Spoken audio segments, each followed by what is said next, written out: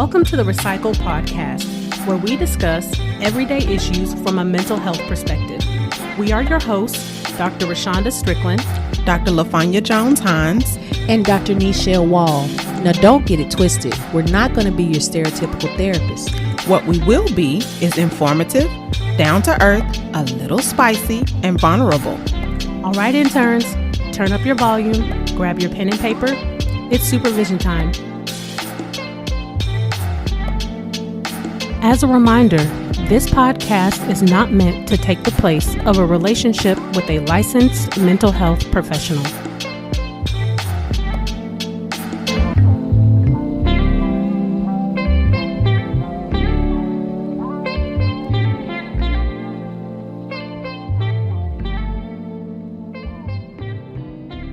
Welcome back to session 78, Movie Mental Breakdown, Almost Christmas, 2016. This one's funny because I was just telling the ladies, interns, that I did not realize that this movie was in 2016. My mind made it seem like it was, at least 10 to 12 years ago, but clearly I was wrong. Yeah. It happens. And I didn't realize, now, of course, because interns, you all know I just lost my aunt. So I didn't realize this movie was going to be so sad to me in certain parts. So I was like, why am I crying? I struggled too. I was like, what is going on with these eyes sweating? Oh, yeah, I was in my feels. When they got to the pie part, I thought about you.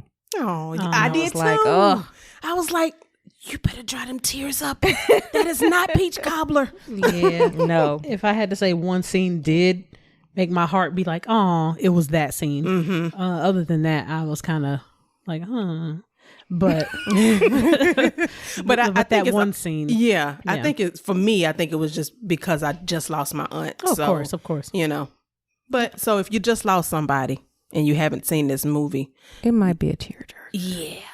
But with that being said, I do think it would be great if we just dedicated this one to all our lost loved ones that we've had this year. Mm-hmm. So for me, that will be Brandon Reed, which is my brother who committed suicide earlier this year. And then also my sister's dad who passed away last week, and his name is Terry Childers. Mm-hmm. And mine would have to be my Aunt Sheila, who just passed away in November. And then I would also say for those of you who lost people to COVID, lost people to other circumstances that was brought up because of COVID, just other things as well. Oh yeah. And let me also say a friend of the podcast, Trishana Gills, we also dedicate this to Grammy. Man, I'm sorry to hear that.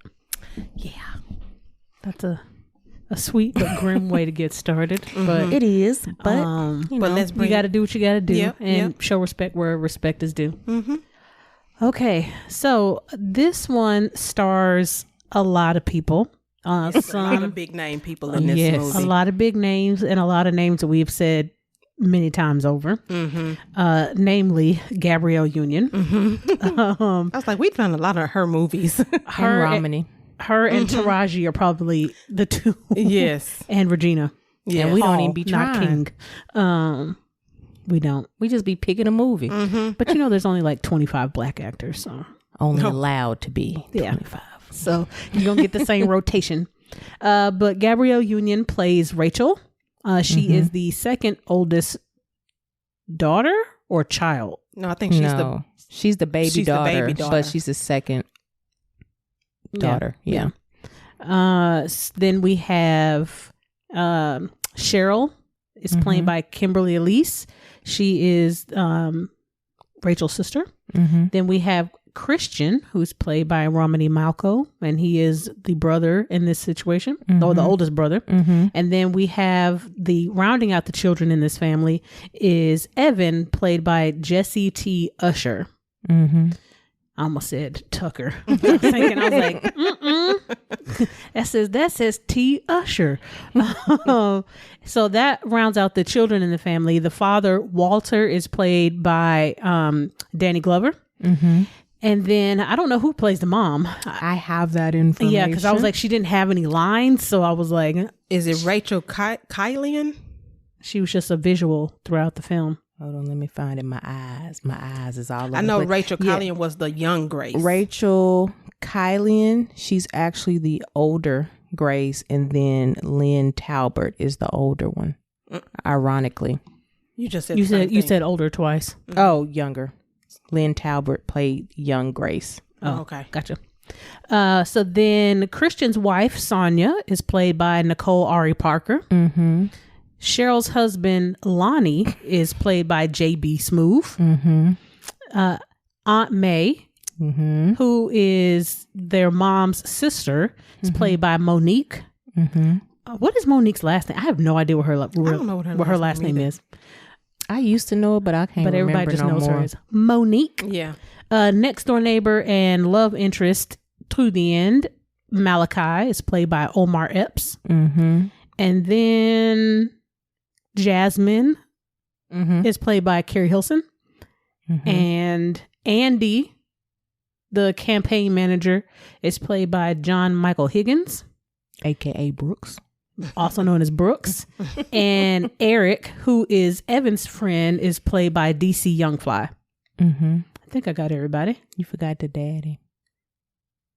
I said that was Danny Glover. I don't remember hearing it, but I may have gotten off track. We probably was in our brains. Mm-hmm. I was like, I said the daddy.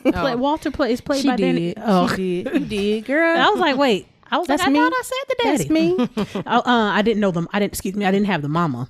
Mm. Okay. That's what I didn't have. So I think that's all and then of course there are the children. Mm-hmm. Cameron, Dee, and Naya, I couldn't remember. I knew it was a N, but I couldn't remember. Nadaj, Marley, and Alkoya.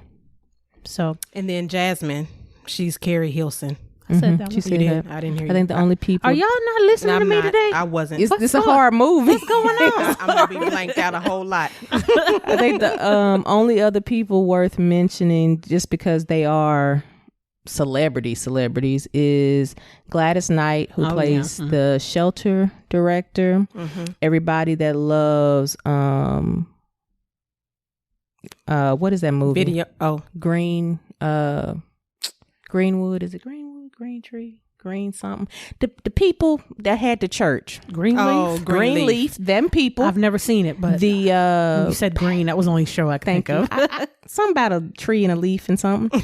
But the pastor in this movie is actually Gregory Allen Williams, which was the bad uncle. And then we got Monica, the singer who plays a waitress. She had like a split cameo. And then we also have the incomparable Donnie Simpson, who actually plays a radio DJ, and he is a DJ in real life. Okay.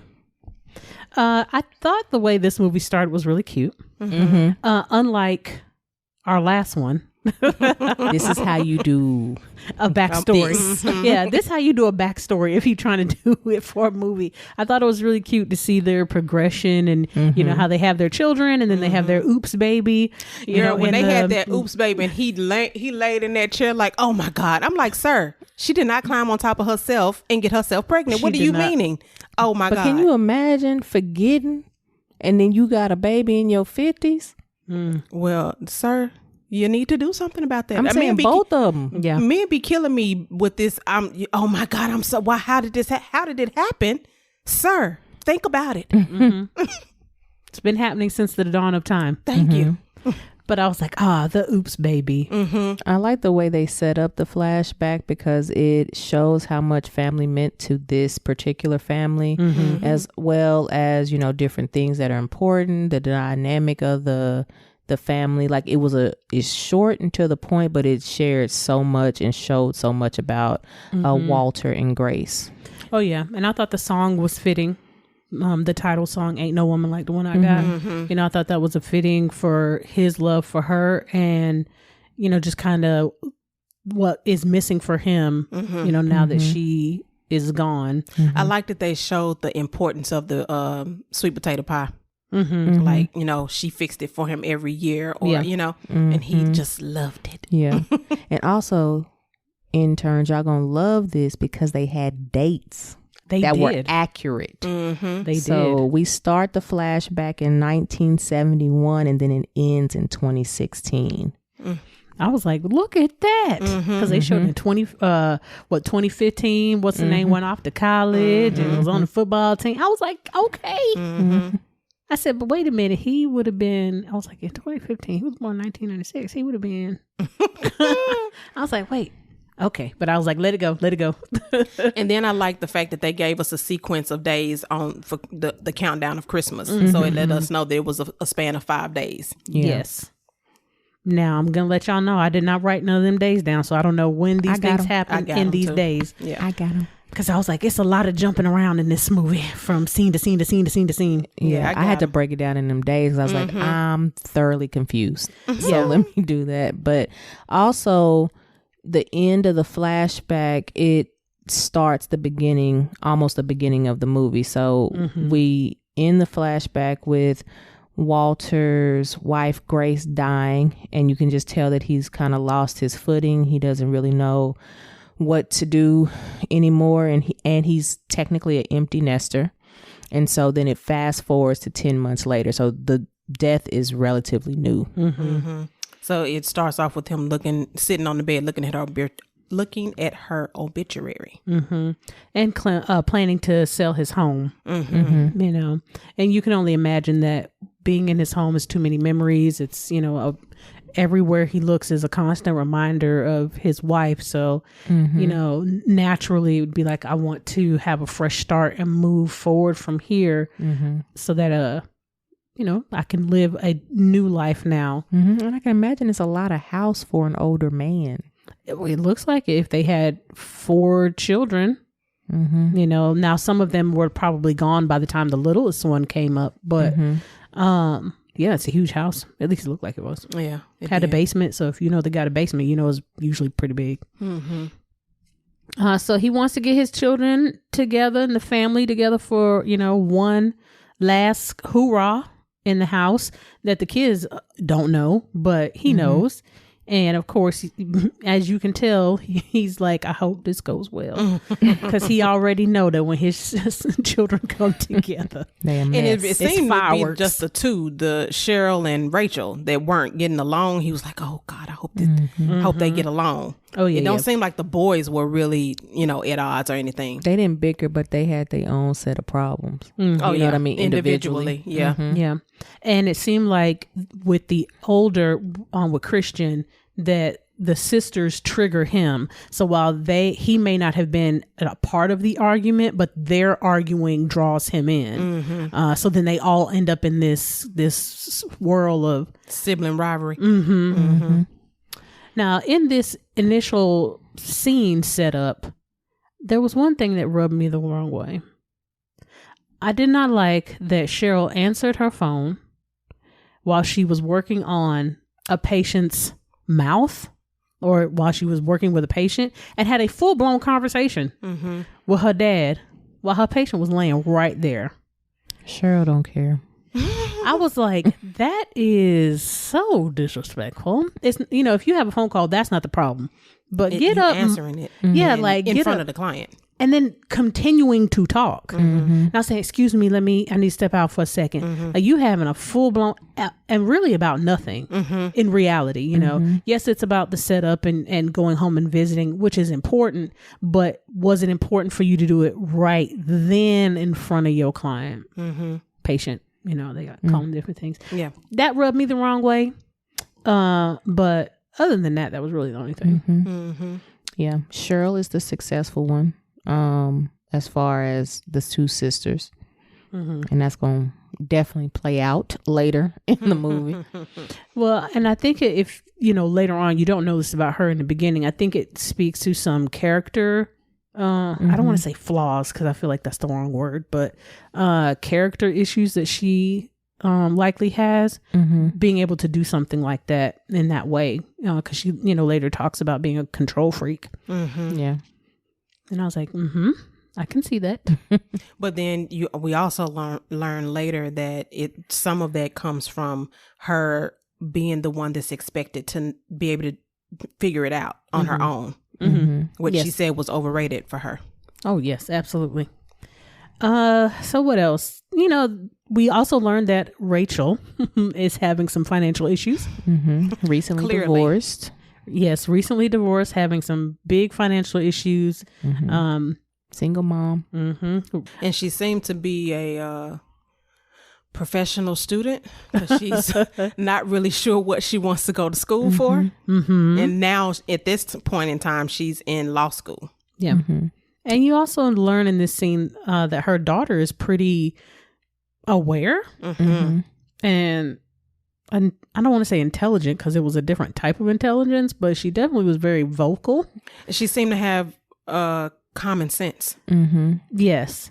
And I was almost thinking they have slight loose boundaries. The mom and the daughter do.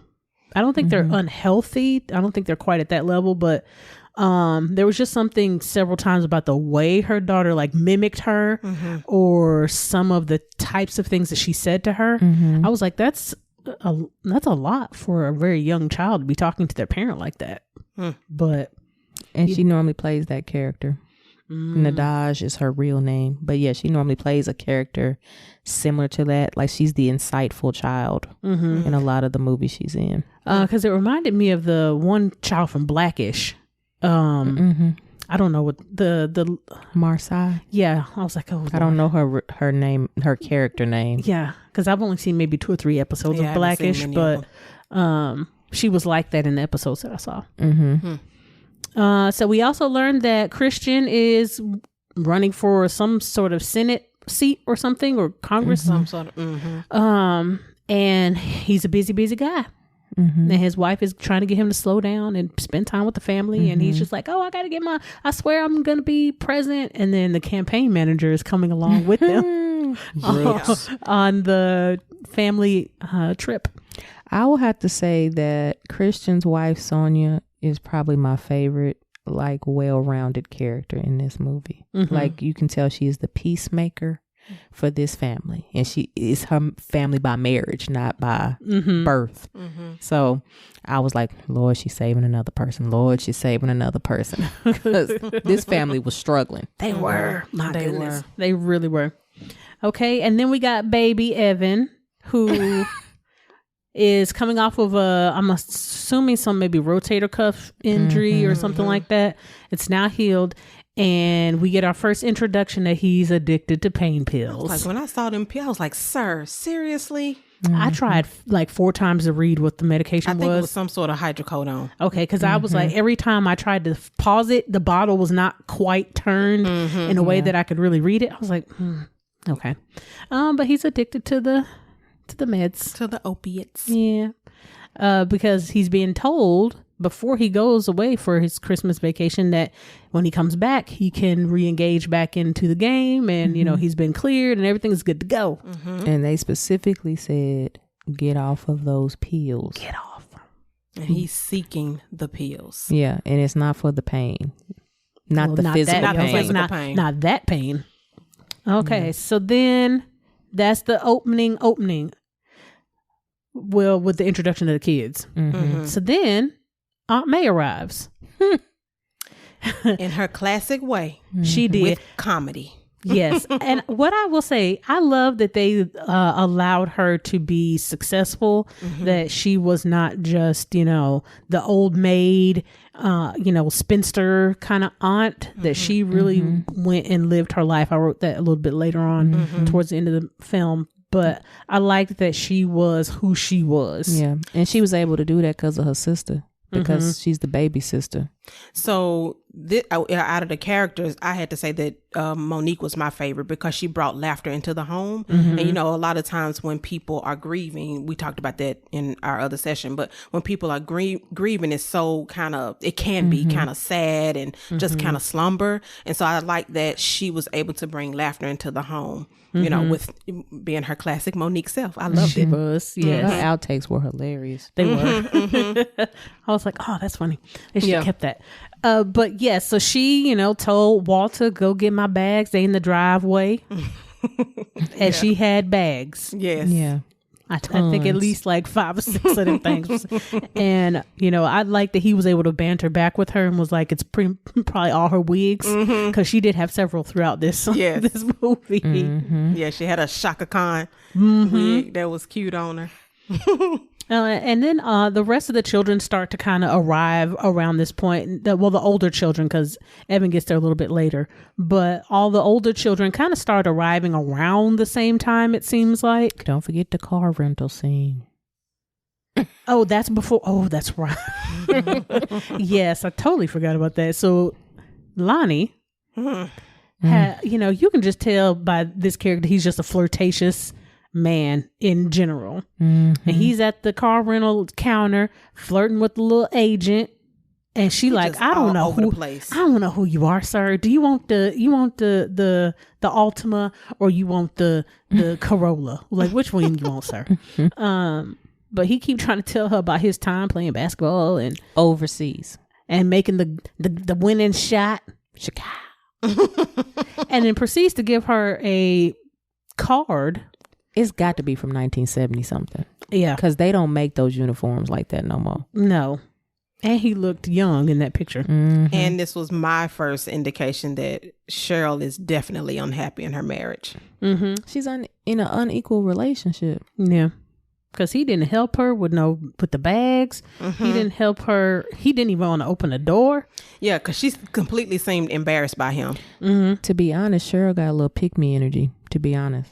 Even though she's as successful as she is, she has some pick-me energy. Yeah, it makes you wonder what was really going on in them family dynamics. You know, because they kind of, even though the kids bicker, they kind of wrap it up like the parents were perfect. Which is weird. Until you get to the end and they talking about how they grew up. But yeah, they weren't paying attention to them kids the way they needed to be.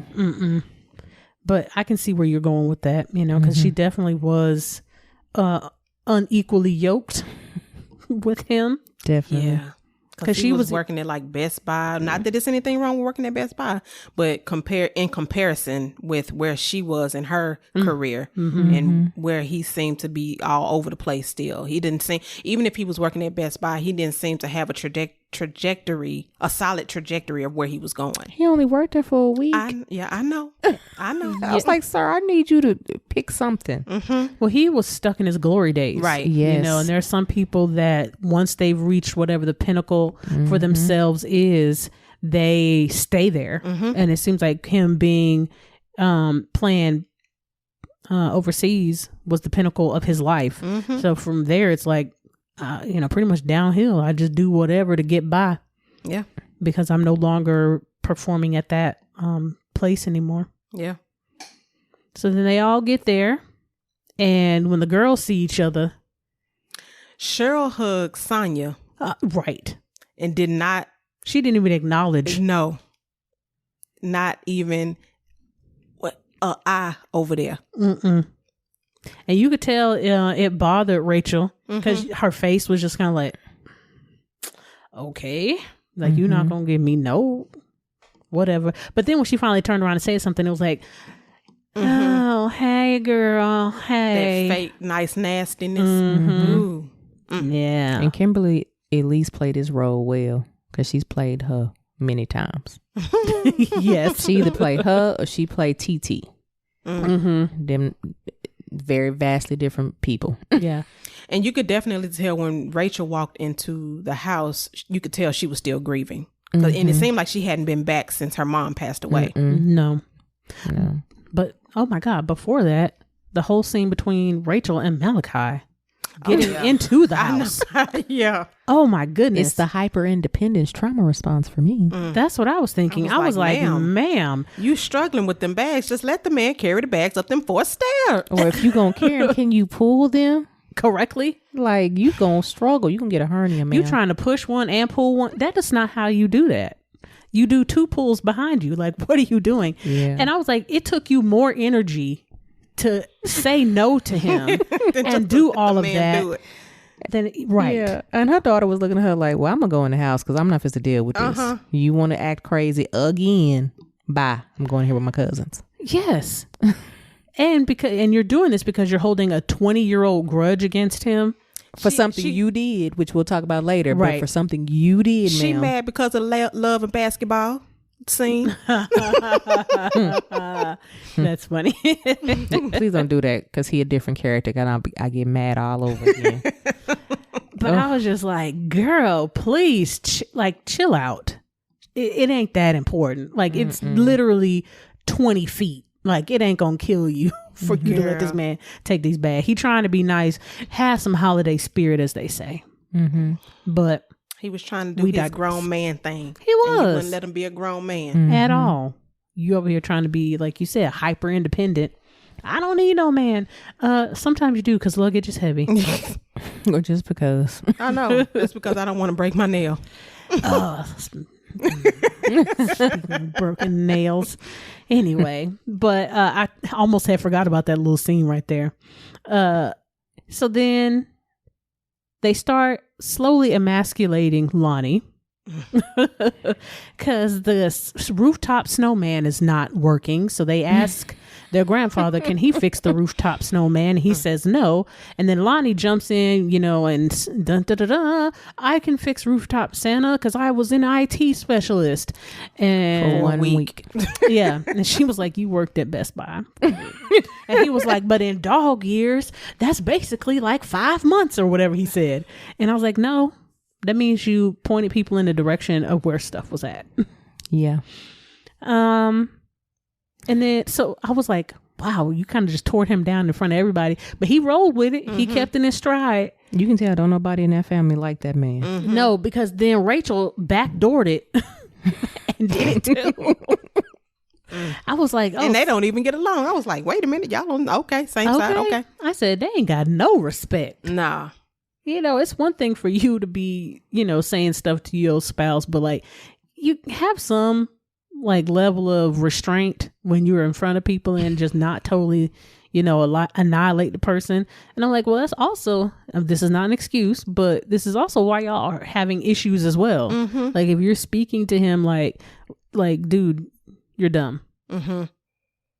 Like, and he's like, no, I'm not.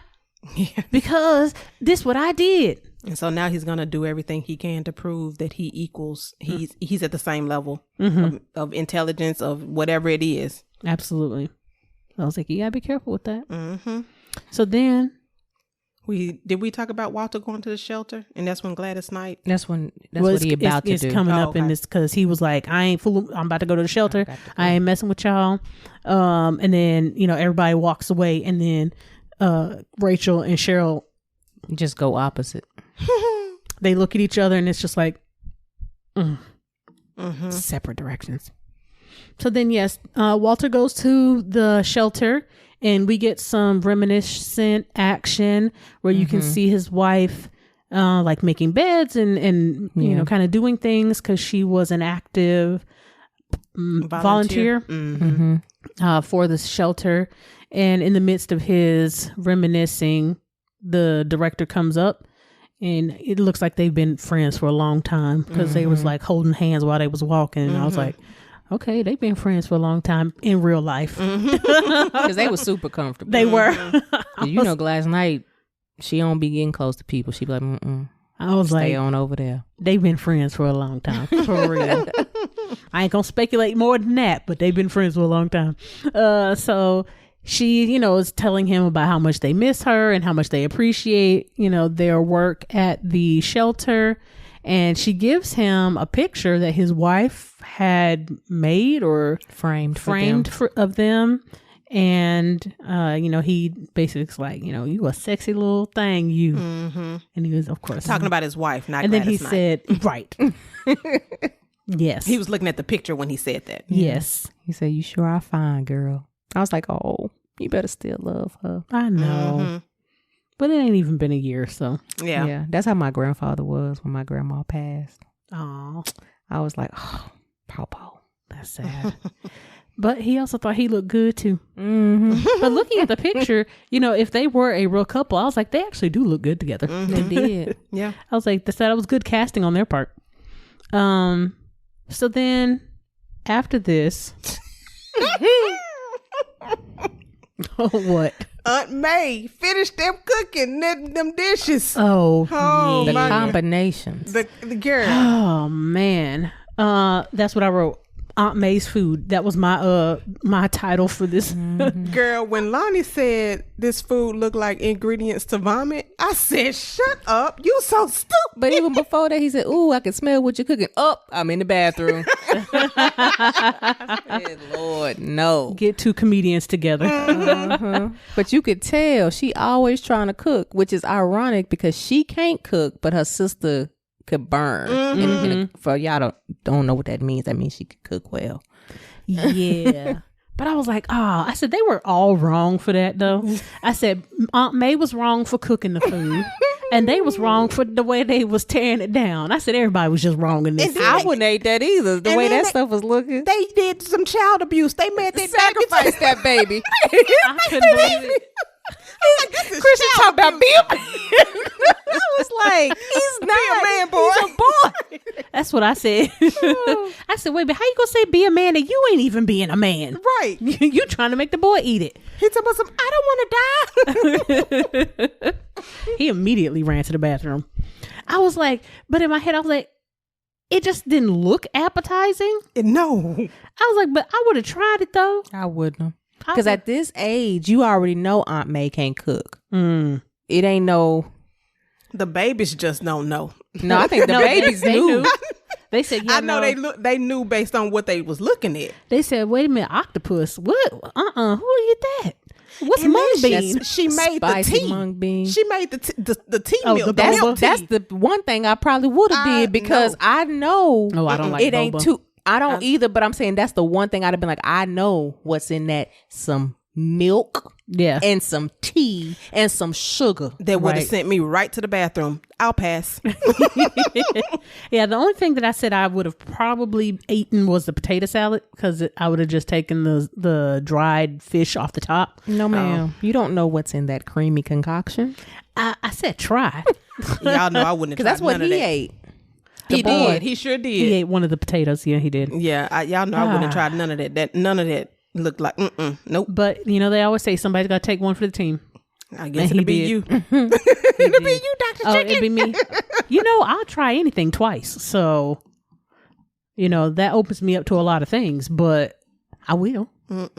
You know, because I'm gonna just look at your face and be like, "What?" Well, because the first time you never know, it might be a fluke, and I just didn't. So the second time is my confirmation. Like, okay, so I would have taken at least 2 bites. The first one would have been, let me just make sure, and I would have tried it again just to make. And then if it would have been a second confirmation, then, you know what, Ame, thank you so much. Ah, man, I'm so. Would you have tasted all the dishes? That's a good one. Now that's a good question. I would have ordered my pizza. I don't know. I may have gotten a tiny little teaspoon of everything. Yeah, probably if I'm being be real, because I just like to try new food. The names of some of these things threw me off, but see, all of the things she cooked with, I recognize. It was the concoction she put together. Yes. I said, no, I'm good. Yeah. It was wrong though. So then I also was like, I couldn't tell if she was joking, but they never brought this up later on in the film. But she was like, where she said something about knowing who your daddy is or whatever, something like that. I was like, is that just her being funny, or is that like a family secret? I think it was they her never being went funny. back and addressed it. So I was like, it had to have been just her being funny. Because I was like, how you gonna say something like that at the table and just yell it out like that and nobody acknowledge it at all? But they also know they aren't. So this is also the time where the first time they all kind of like reminisce about mom and her cooking.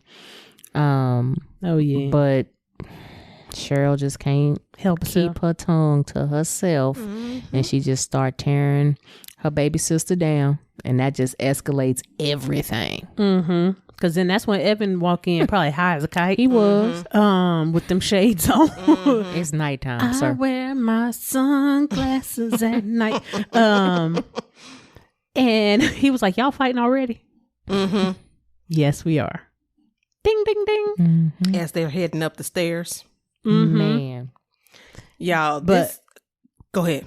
Aunt May. Yes, that's what I was about to say too. I was like, come through, Monique. She gathered with them. the reed. She did. She snatched all they wigs off. Yes. And them micros. She snatched everything. Went off on Evan. Evan talking about, I just got here because you got them bozo shoes on. Man. And she when they started coming down them stairs, she told me, look at this young sheets. Because they were trying to elbow each other. Hurry up. I said, boy. She's talking about some push a B again. I was like, I love you, Monique. Yes, I loved it because I was like, you hear me clapping, guys, get them together. Yes. Because they needed it. Because they really were just acting up for no reason. Given that this was, and we don't know this, but it appears that this is the first time that these siblings have been together since the passing of their mother. Yeah. And y'all gonna act like this? Right. Towards your daddy, because that's really the thing. Like, y'all treating your daddy wrong. Mm-hmm. Mm-hmm. And one of the things that I liked was Evan, excuse me, Evan hugged Walter. And he said, well, you got to hug me back. And so I was like, that was good that he asked for what he needed. Mm-hmm. It was, but his daddy also was looking at him like, what is wrong with you? Something ain't right. And he gave him that quick pat pat. I was like, oh, that's that old school boomer hug. That's what that was. 'Cause you know, them old daddies be like, all right now, and hit you real hard. They don't embrace you. So he gave him one of them hugs. But, you know, they next talk about going to church. Oh, what I wrote in my notes about Aunt May, I said she was herding cats here, and she did a really good job of herding cats. Because that's exactly what they were acting like, a bunch of cats. But her and Naya, whatever her name is in this movie, was cracking me up. We ain't gonna make it to Christmas, are we? No. It's like, no, not a chance. No. And then we have 4 days until Christmas. Thank you. Thank you. Because I have no idea. They were going to church, or they're preparing to go to church in this very next scene. Evan finds a picture of his mom with some I love yous on the back. But before that, we find him in the mirror giving his made up his speech to his made up award. I was like, sir, can we not? We've all done. You cute, but I don't think the people at your school gonna be going that crazy for you. But you said this award was for international, not for football. Right? This was international. All continents don't even play football. Okay, not the ones Americans play. Soccer, right? Yes. Yeah, but you know what? You got to big yourself up. If I don't big me up, who else is gonna do it? I don't think he had that problem being the baby. I don't think he had that problem. I mean, no, because he got a lot of attention, I'm sure. Yes, he did. With having adult siblings by the time he came around. But you got to big yourself up. You know, don't let yourself down like that. So I can appreciate the future dream. Made up award. Okay. But he's also, you know, he's preparing to go to church. He finds the picture of mom, and you know, starts to feel sad, of course, about losing her, and because she looked like she was one of his biggest supporters. Yeah, which would make sense because you know, as a baby, and not only being the baby, but like baby by 20 years, I'm sure his parents had nothing but time to just dedicate and dote on him because they didn't have to split their energy between the three other because they were all, you know, I imagine out of the house probably, except for Gabrielle. I think she was almost out. She was in high school because I think she was born in the early 80s. So then, you know, if he wasn't born until the late 90s or mid to late 90s, then you know, you have an 18, 19 year gap there. So, you know, they didn't have to split that attention. So he was able to probably reignite her mother, the mother in her, you know, that there's something different about mothering a little one because it's an active daily thing versus you have adult children where it's not as daily and part of your routine as it. Yeah. You know? Yeah. And he also gets that love almost of a grandma too. Which is a whole other level of spoiling. Yes. So, but he gets that from maybe not the grandma level, but he gets that spoiling from everybody. You know, I'm sure the siblings, you know, did on him too. Especially he had a gift of being able to play football. He was, you know, active. He was fun. He had energy. Yeah. You know, seemed like he may have been like an extrovert or something. So he was out there in front of the people and stuff. Yeah. So they do eventually get to the church, and they all realize. Oh, pause. Well, because he wasn't dealing with those emotions, he did go ahead and pop 2 more pills. He did. Put them glasses on again, and then walked out. He did. I forgot. I wrote that down. I literally just skipped up right over there. He did. So we're seeing the spiral of his addiction. Mm-hmm. They get to church, and all the kids realize they ain't been to church in a long time. And I was like, I wonder why that is. If they are all, you know, grew up in a church, and church going folk, what has happened that would have caused them to stop. But you know, that's a lot of a deep dive for a movie like this. But it did make me wonder, because they felt the need to say it, like what was behind that. And then go ahead. Well, I was getting ready to say, Lonnie could barely get into church. He had just sat down. He started going to sleep. Them eyes was like rolling in the back of his head. I was like, sir, that's you how just sat down in session sometimes. I feel like that's how I look. But my clients, they keep rolling. They keep talking, and I'd be like, I know I look crazy over here. I be feeling bad. Like, I'm sorry, I'm tired. It'd be a struggle some days. It is. I'm a human being. And then I was like, first of all, why the pastor? I was like, this is so tasteless to me. That's Greenleaf. Y'all know, this is exactly why I hate church scenes. Y'all know I hate church scenes in movies. I hate them. I was like, that is so tasteless. You're going to say, oh, we ain't seen Walter since the past. I was like, why would you say that? Why would you call this man out for what reason? Him and his family. How did you even notice them? Because this don't look like it's a church with like 2-3 people in it. Well, this is a large watching. Yeah, he was watching them.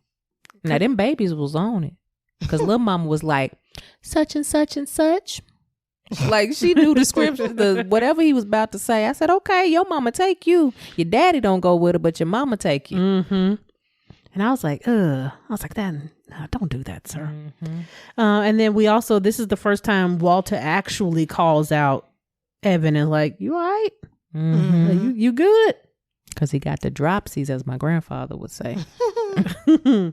That's that nod off. You ain't quite did the like hard nod, but you doing the little bobblehead thing. For anybody who has ever seen someone misuse their pain medicine, it's a weird thing to watch them going in and out of sleep, trying to stay up. Like, effects of drugs are real. It's uncomfortable. It is. So then we get a cut down to Rooftop Santa, and Lonnie, but I will appreciate it. Even though he only worked at Best Buy for a week, he was going to try to fix this Rooftop Santa. He was going to keep his word. He told them kids, I'm going to get up here and do it. I did appreciate that. And it worked for a split second. And Cheryl had no faith in him. Because she know her husband. Because I don't think he was doing that to help them kids. I think he was doing that because his ego wanted to be stroked. And so if there was a chance, of course, that I could fix this, let me go and take that.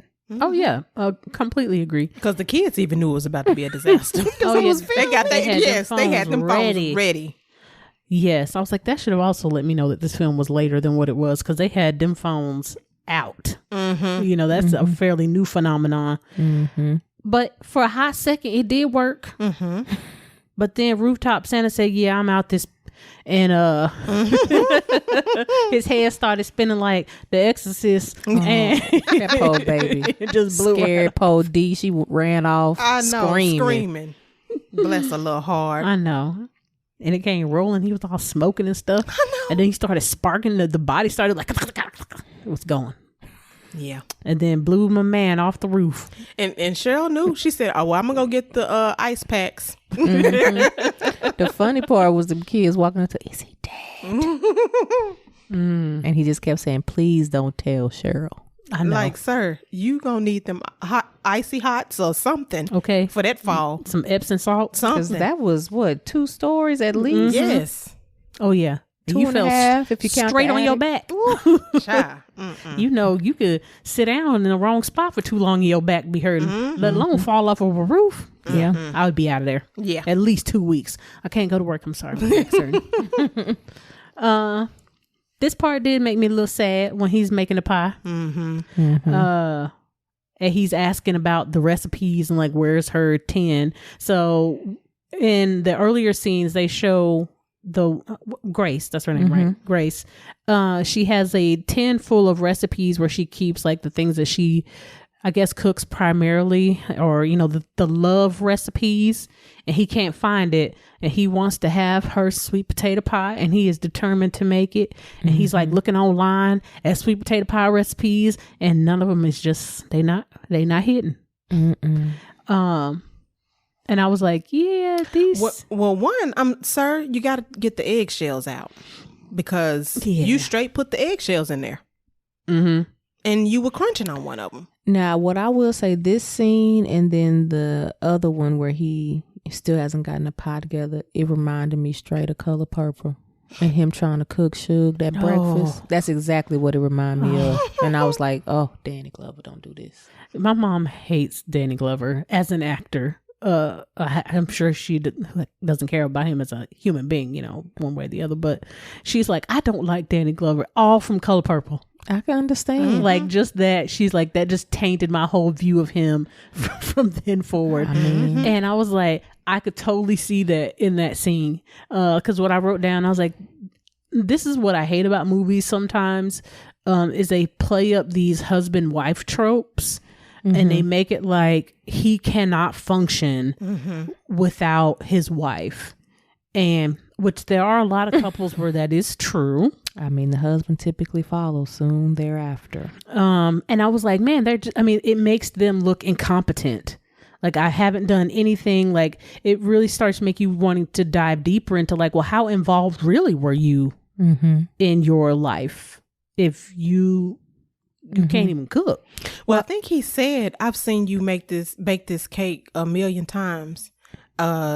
But I even Cheryl said it and they couldn't repeat it. So, I mean, I understand what you're saying, but I wonder if it's the point that he wasn't in the kitchen a lot to cook. I think they had the traditional roles. You know, he did all the upkeep of the home and the cars and stuff. Because he is a mechanic, a successful mechanic. And then I think she did more of the home keeping and cooking. Well, yeah, that's what I'm saying. Because like, you can't even crack an egg.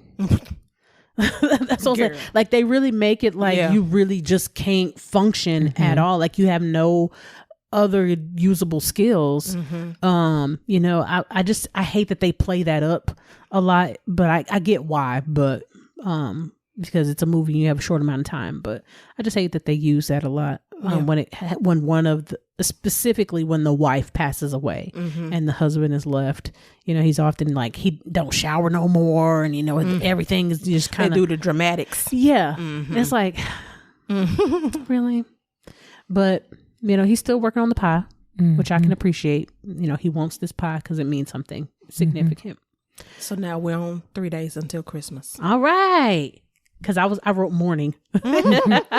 And then my next note, I said, man, this family be going hard in like, the paint on each other. I was like, siblings can be so mean.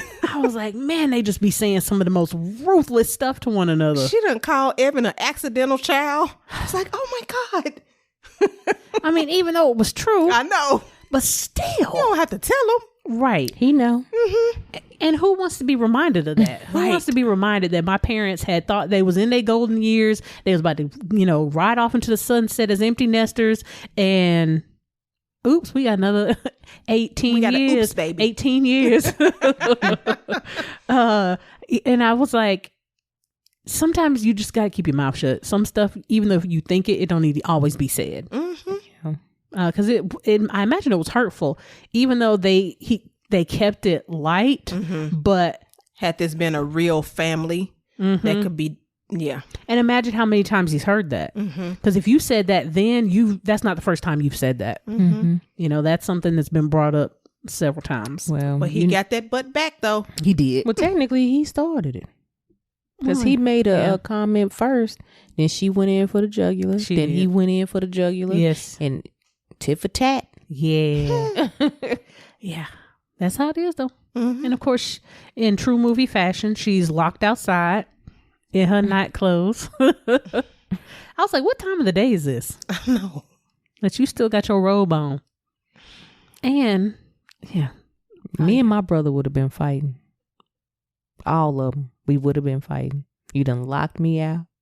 Got my goodies on display. Okay. And she wearing like a negligee. A short one. Yeah. Like you ain't wearing robe. Like the I'm visiting my family night clothes. She wearing one like she at the house with D Wade. That's what, okay. I was like, you wearing the at the house pajamas. Like the dress type. Right.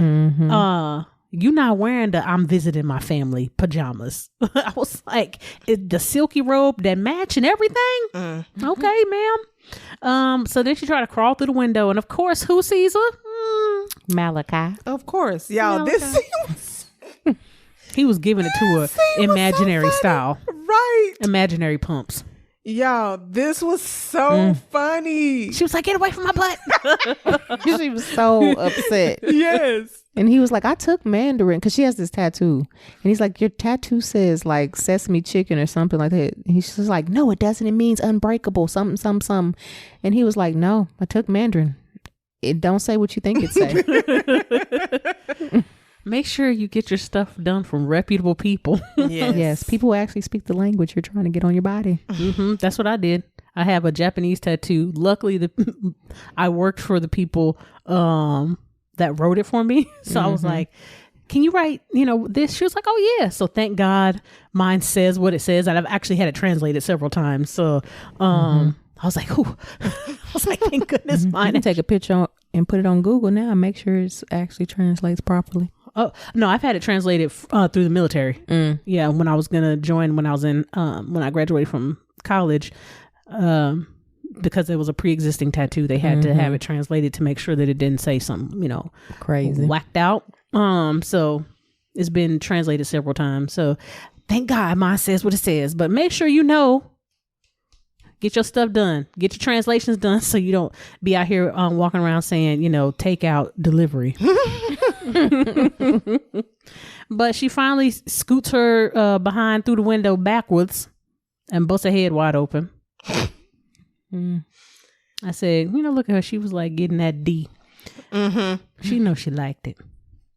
But because eventually, she wouldn't have been acting that way if she didn't like him. Right. That is true. For her specifically. Now, in general, I would not say that. For her specifically. Because this character. Because she was already like, it's more like nervous anger for her. Not like... I hate you anger. It's more like, oh, you hurt me. I don't know what to do with this. Because she plays that kind of character real well. Like in my head, she's always neurotic. And the girl from Bring It On. Like I literally have no idea what her character name was in that movie. I don't remember either. But she was still, she's kind of like Kimberly Elise. She either plays that or like the cool girl, like the homie girl. But she was like a mix of that in this movie. She was very awkward. But she said she was a nerd later on. So this is also, I thought, this next kind of set of scenes when they're kind of in the house, I thought was a testament to talking to your elders about important things, because they're talking about this 10 again. And not knowing where the 10 is. And I was like, it's really important to ask and talk to the people in your family about things so that you know what's going on. So you know where the important things are, what the important stories are, so that kind of stuff can get passed down. And, it was clear that it seemed like they did not have some of those types of conversations. Because none of them knew where it was. Right. Even though it was in a very obvious place. Super obvious. In the spice cabinet where the ingredients are. And I mean, we can't get on to nobody but Walter, because really Walter is the only person that looked. Nobody else looked for it, but still. True that. It was very strategically placed. Yes. But then I thought it was good that Monique brought the laughter and the calmness to the situation. And then how they just kind of came. I was like, music really do bring people together. It does. Yeah. And they each got to, pick their own song from their genre, their age group. Yeah, I did like that. That it wasn't just throwback music, but they had a couple of little songs in there. Because them girls was getting it. So y'all better have a routine. I Come on, cousins. On yeah. I was like, oh man, this is 2016 because people was dabbing hard back then. Okay. But I also thought, people, when I was thinking about them having these conversations, is remembering that the elders will not always be the elders, in the family. Yeah. And that at some point that transitions over to, I guess technically would be now our ages. We are now the ages where our aunts and uncles became who they are. And just remembering that there is always that transitional piece that comes. Yeah. The other thing about this scene, I was like, why do old people always dance the same? Because the way Walter was dancing reminded me of the way my grandfather used to. Now, my grandfather could not dance. He couldn't. Lord bless his soul. But I was like, he just gonna pump with his hands up. I said, okay. Or they do that like shuffle, the little shuffle. Little rock back and forth. And I was thinking that on this scene that, I like the back and forth, like they were able to have their moments of laughter, and they also embrace their moments of sadness as well, and missing their mom and wife or sister. So I like that they showed all of those different emotions and showed them distinctively. Yeah. So then we get to putting up the tree. Yep. And I felt a couple ways about this one. I like that they talked about the tree and, kind of what it meant. But then it was like immediately after, everybody was like, okay, so yeah, I got this to do and I got this to do. And I was like, but wait, y'all. I was like, oh, y'all just left y'all daddy. Just talked about how important it was putting up the tree. And and then didn't even tell him. He in the garage getting the decoration. Right. And I was like, and y'all just dipped out. I was like, oh man. But the family is grieving, so I was like, it could have been too much that's what I was thinking. I was thinking like, that putting up the tree was too close. Like, if I do put one ornament on there, I'm gonna lose it. So that's what aside from Evan, because he seemed to have made plans to hang out with Eric. So I'm like, sir, why did you make plans? But okay. Yeah. So then everybody starts to go on their separate ways, and then we cut to the supermarket. Wait a minute, hold on. I'm like, Lonnie, why can't you just go get the broom? Because he was talking about how was that the one? He said something. That's that scene. He was talking about Monique's wig, how it was shaping her face. You look like a juicy peach with a big wig on. Yeah, I was like, just go get the broom, man. I was like, I'm gonna knock your head off. Yes. But this is also where we are introduced to Eric, played by what's his name, DC Young Fly, and we can already tell he's gonna be a fool. And so you see Evan sitting on the porch, waiting on him, but he's still struggling, and still looking at this pill bottle. Yeah. That's when we find out it may have been like hydrocodone or something. Yeah, and in that moment he's plotting his plan, and because he's running out, so he has to figure out some way to be able to secure more of his stash. So commence plan. So then they ride off to the diner, but we'll get to that in a second. Lonnie is at the grocery store. And for some ridiculous, weird reason, Jasmine, the worker, recognizes him. Because of her daddy. She is second generation groupie. And I'm trying to figure out, first of all, this is just disgusting. This man is old enough to be your darn father. This is gross. Some people like older I men. don't care. It's nasty. I mean, What they used to say, you get worms. That is just nasty. I was like, he was an overseas player. I mean, even if your daddy was into basketball, you recognize this man who... well, local too. Because what they were talking about was a local game. Oh, okay. But I was like, it just didn't seem believable. But that she would recognize him to the level that she did. Well, her whole family play. Her older sister is coaching. Still. I can believe, I guess because I come from a family that got folks like Lonnie in it. So, yeah. Yeah, we skipped the scene at the park with Santa and Christian doing the interview. But I don't know if it was anything important to talk about. I mean, other than he was running and, Dad, kind of saw him on TV. I couldn't remember because the only thing I mean, wrote it down was funny. Yeah, because Monique talking about, he need to get a bigger suit because he gonna mess around and get a yeast infection. Sure, you remember you used to get them yeast infections all the time. Not good, not good. I said, Lord, Aunt May, get it together. Yeah, they be going hard. Yeah. But I didn't think that there was anything significant because we learned more later with the newspaper part. Gotcha. But Lonnie and old girl is flirting hard, capital HARD. Hard. I was like, he slick gave her, he slick gave her his number. Like, can you send me the picture? I know you trying to give me your, no, I can't send you the picture. But she was ready for it. She was ready for it. She was like, yeah, I'll give you my number. And, yeah, it's gross. Yes. So then we cut to Rachel and her having a little jog.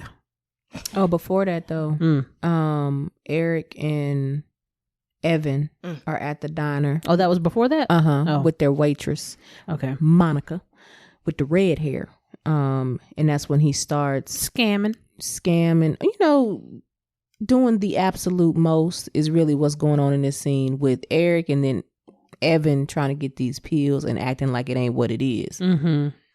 But I was like, Eric, you can't tell that the fact that he's asking you, about this, you can't tell. That's his homeboy. But I was just gonna say, a lot of times when people aren't paying attention, that's how family members get bamboozled and be like, well, I didn't realize they had a problem. No, you did. You just didn't pay attention to it. Mm-hmm.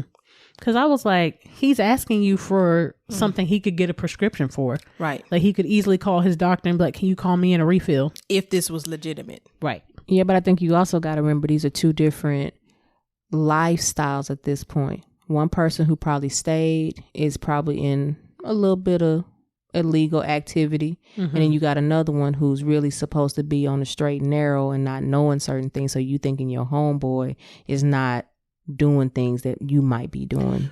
I can see what you're saying, but I would say that would still be a red flag too, because if I know you're supposed to be on the straight and narrow, then why are you asking me for stuff off the street?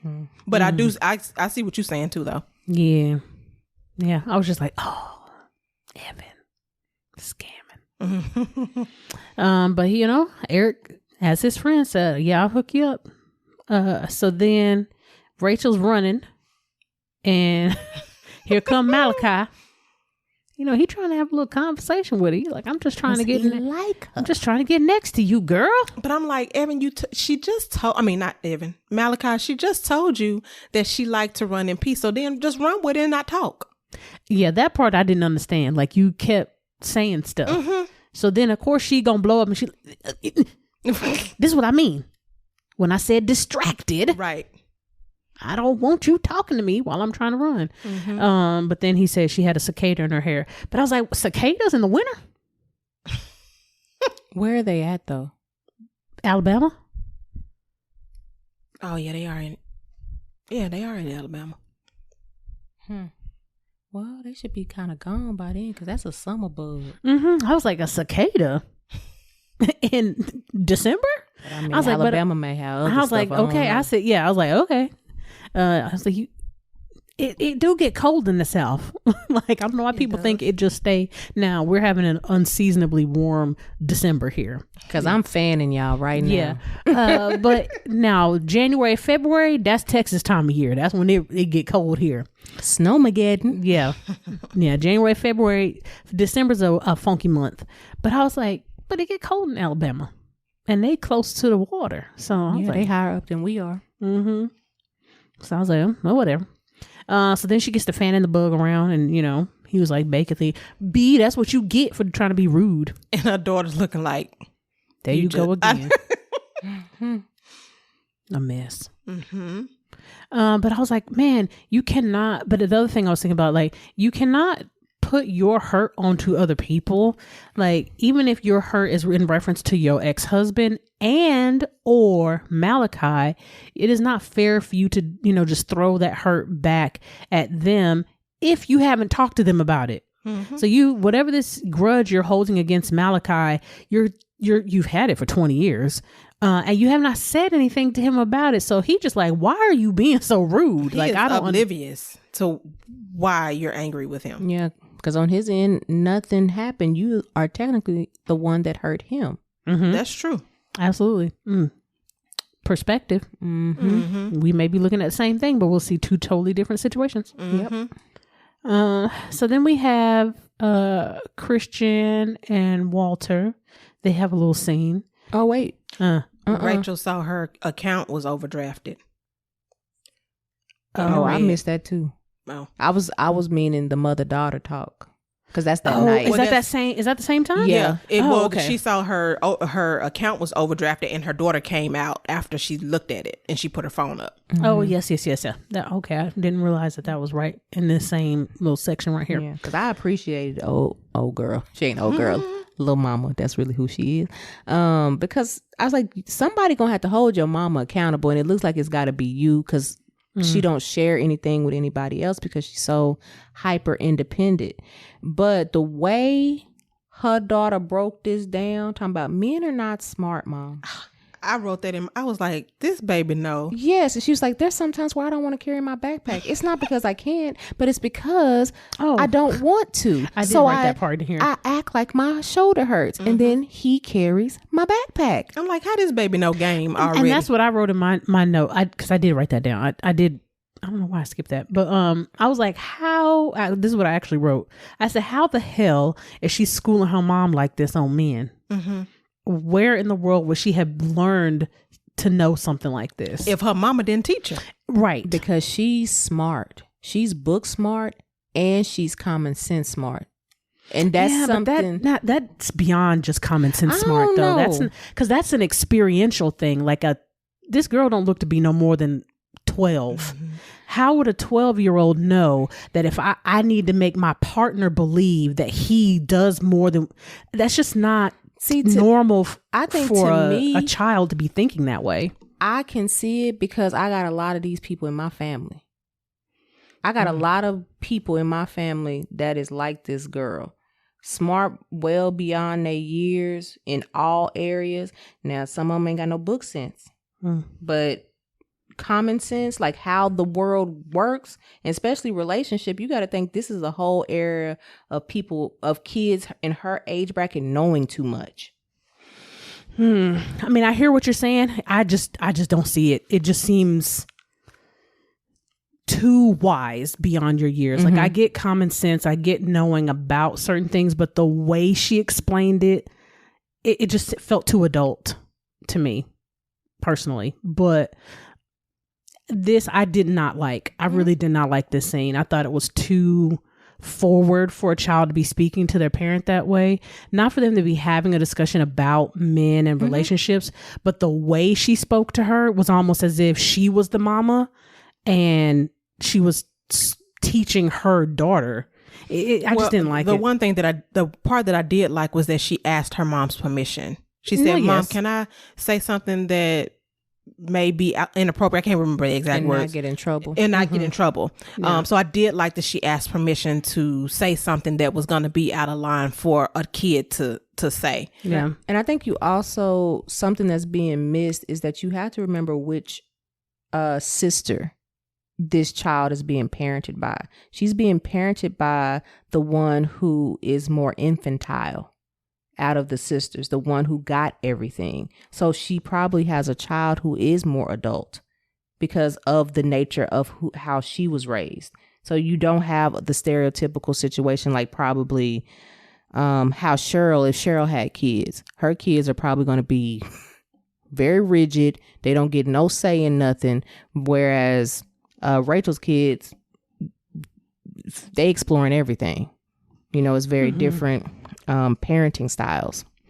Oh yeah, no, and I get that. I still I don't like to see children talk like that to their parents. I agree with that. It just seems, we're not saying that part is just healthy. Yeah, but I mean I completely understand why she's talking to her mom like that. I just hate I hate when children are portrayed this way in film. Because in real life, generally, people don't like smart children. No, and when I say smart for our listeners that I don't mean educated smart. Most people say when you got a smart mouth, they mean you being slick or you talking in a way that you should not be speaking. You in adult conversations when you don't need to be. Yeah. Right. So a lot of people don't like quote unquote smart kids, and it comes across that way. So I just hate when they depict children like that in movies. I agree with you. I think that's why I was saying the only saving grace is that she did ask permission to speak like that. And then she immediately, after that whole conversation, she went back to being her normal, just sarcastic version of herself. Yeah. But one thing that she said in there, the quote I do like is, life is easier when you have someone to carry the load with you.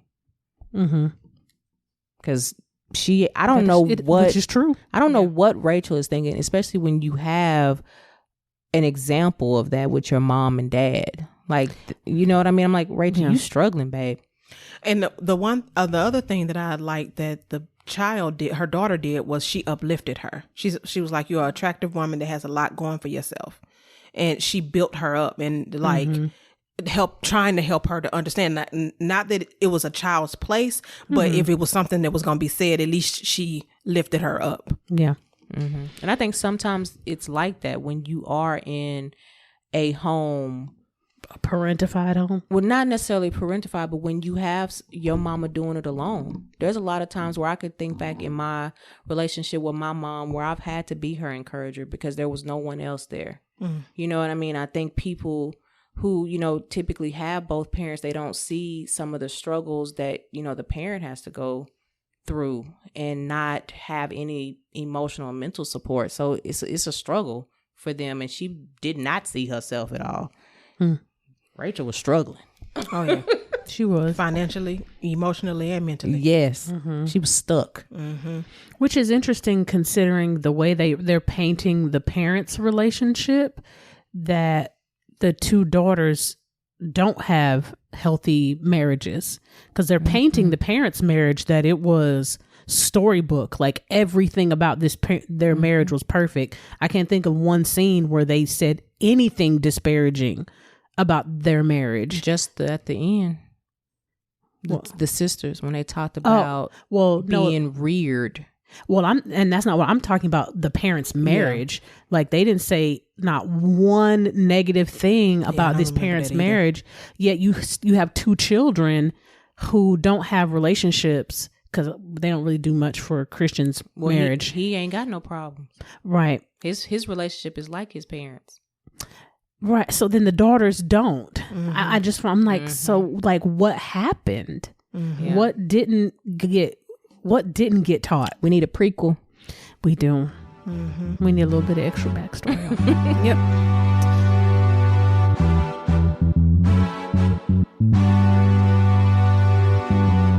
It's so much going on in the world right now, and we could all use some extra support. At Balance Beacon, we offer counseling services for individuals, couples, families, and groups. If you're in Texas, give us a call at 214-396-6503 or visit our website at www.balancebeacon.com for more information.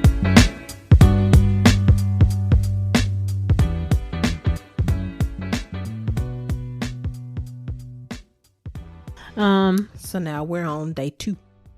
Yes. 2 days before Christmas. Mm-hmm.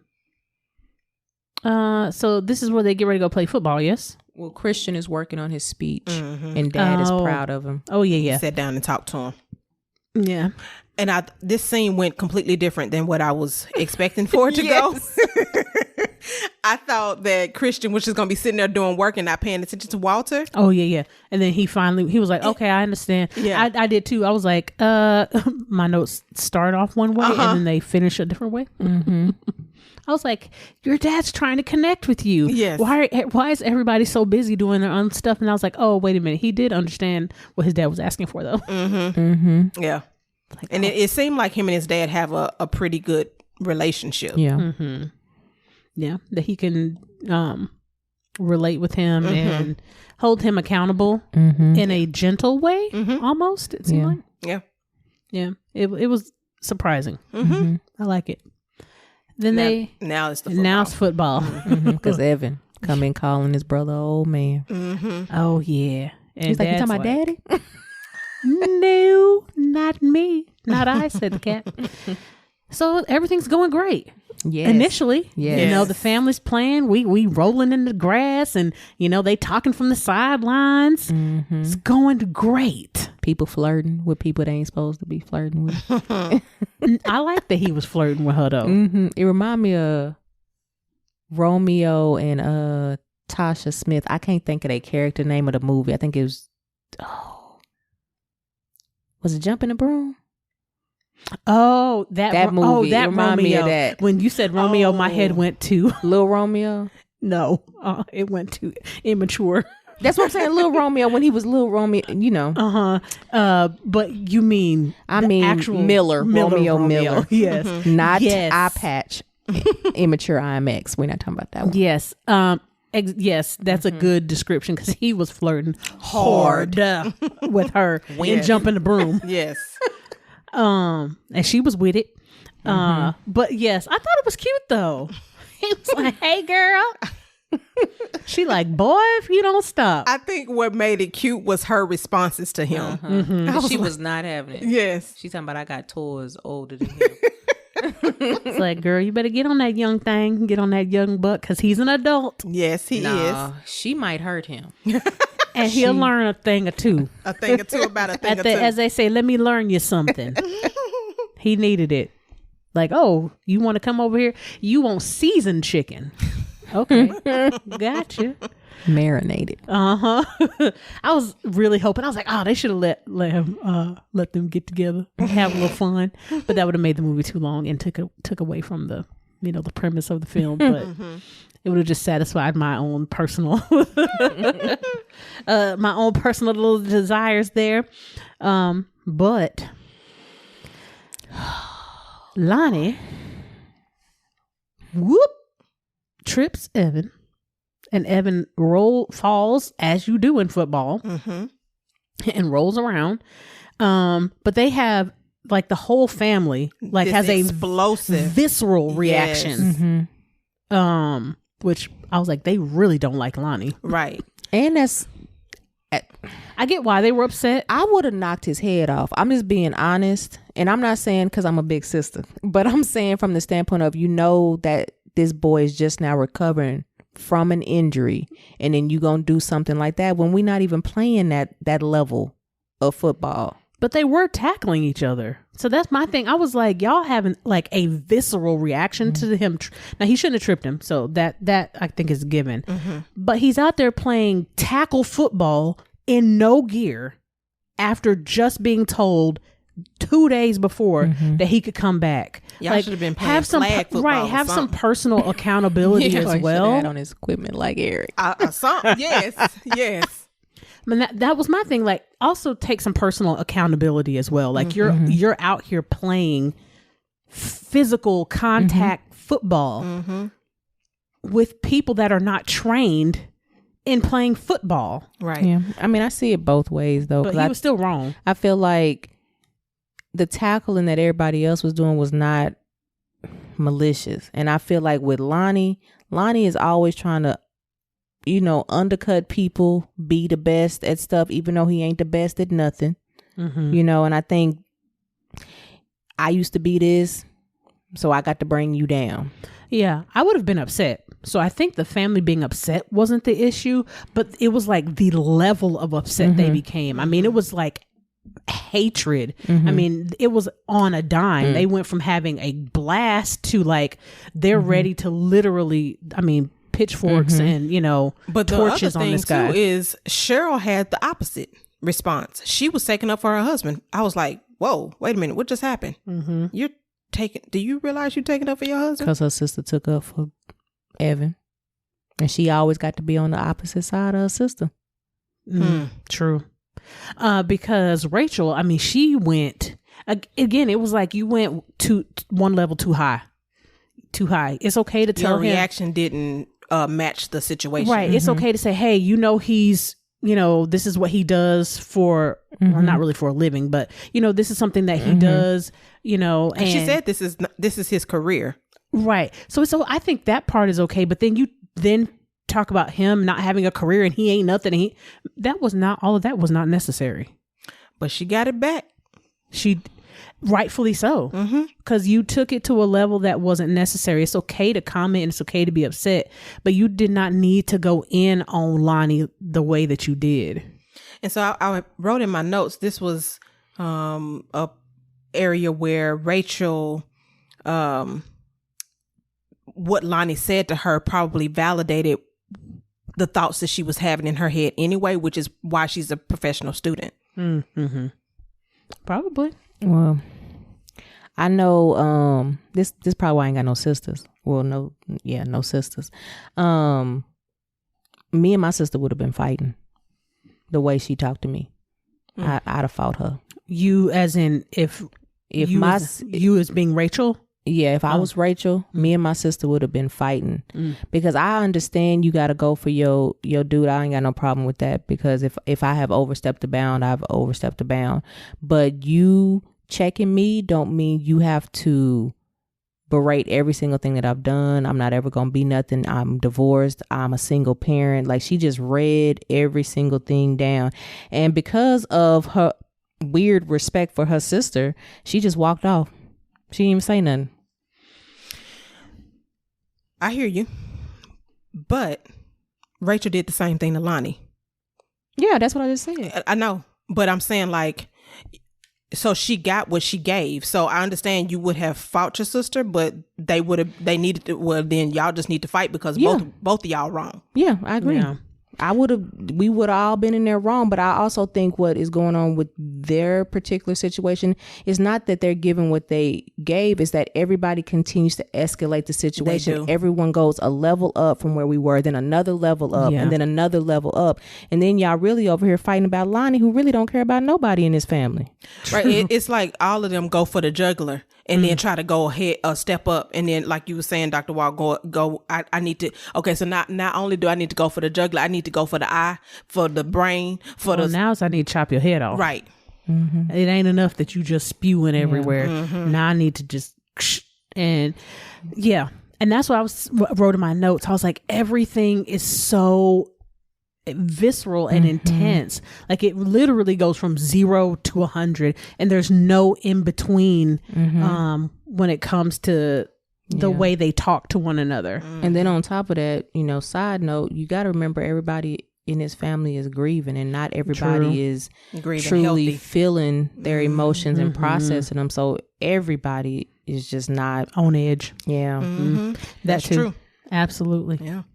Because it definitely will complicate a situation that, maybe 2 years ago wouldn't have escalated to maybe that level. It might have been an argument, but it wouldn't have been as physical of a reaction. And somebody now has to take the place of protecting Evan, which it seems like it's Rachel. Oh, well, they would be the closest. It's a good take. Didn't think about that. That was good. Okay, so then we go back to the grocery store. What happened? What's between there? Eric gives Evan his pills. Oh, that's right. On the way, when they're walking away. And then Brooks has a conversation with Christian about the rezoning of the area where his mom's shelter is at and says, hey, I don't want to do this, but he allows Brooks to talk him into it, which is going to ultimately close his mom's shelter. But he just wants him to wait till after the holidays. But unbeknownst to him, Brooks is already. He's like, I'm asking for permission, forgiveness, not permission, basically. So then we go back to the grocery store. Ugh. With this nastiness. And Jasmine and Lonnie, they just having a full-blown sexcapade now. First of all, you in the grocery store showing your thong. That is so unsanitary. I know. Ma'am, you touching apples and oranges. Like pulled it all the way out her pants. And it was like G-string type too. I was like, I was like, I don't know. And actually, I thought Rachel saw him. But she didn't. Yeah, she didn't. I thought because she was sitting in the car and you could see in the side mirror. So I thought she saw him. And it wasn't until Rachel started showing the pictures that she was like, oh, okay. Gotcha. I was like, oh, you didn't see him. I had to delete my whole what I said. Yeah, she was just trying to get her pity food. Yeah, she was. And I was like, ew, y'all gonna go in the back. And on the produce. I was like, anybody that's ever worked in the grocery store, that's not clean back there.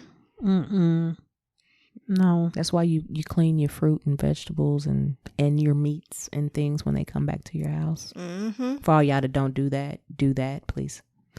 Yeah. So then we see Rachel. She comes into the store.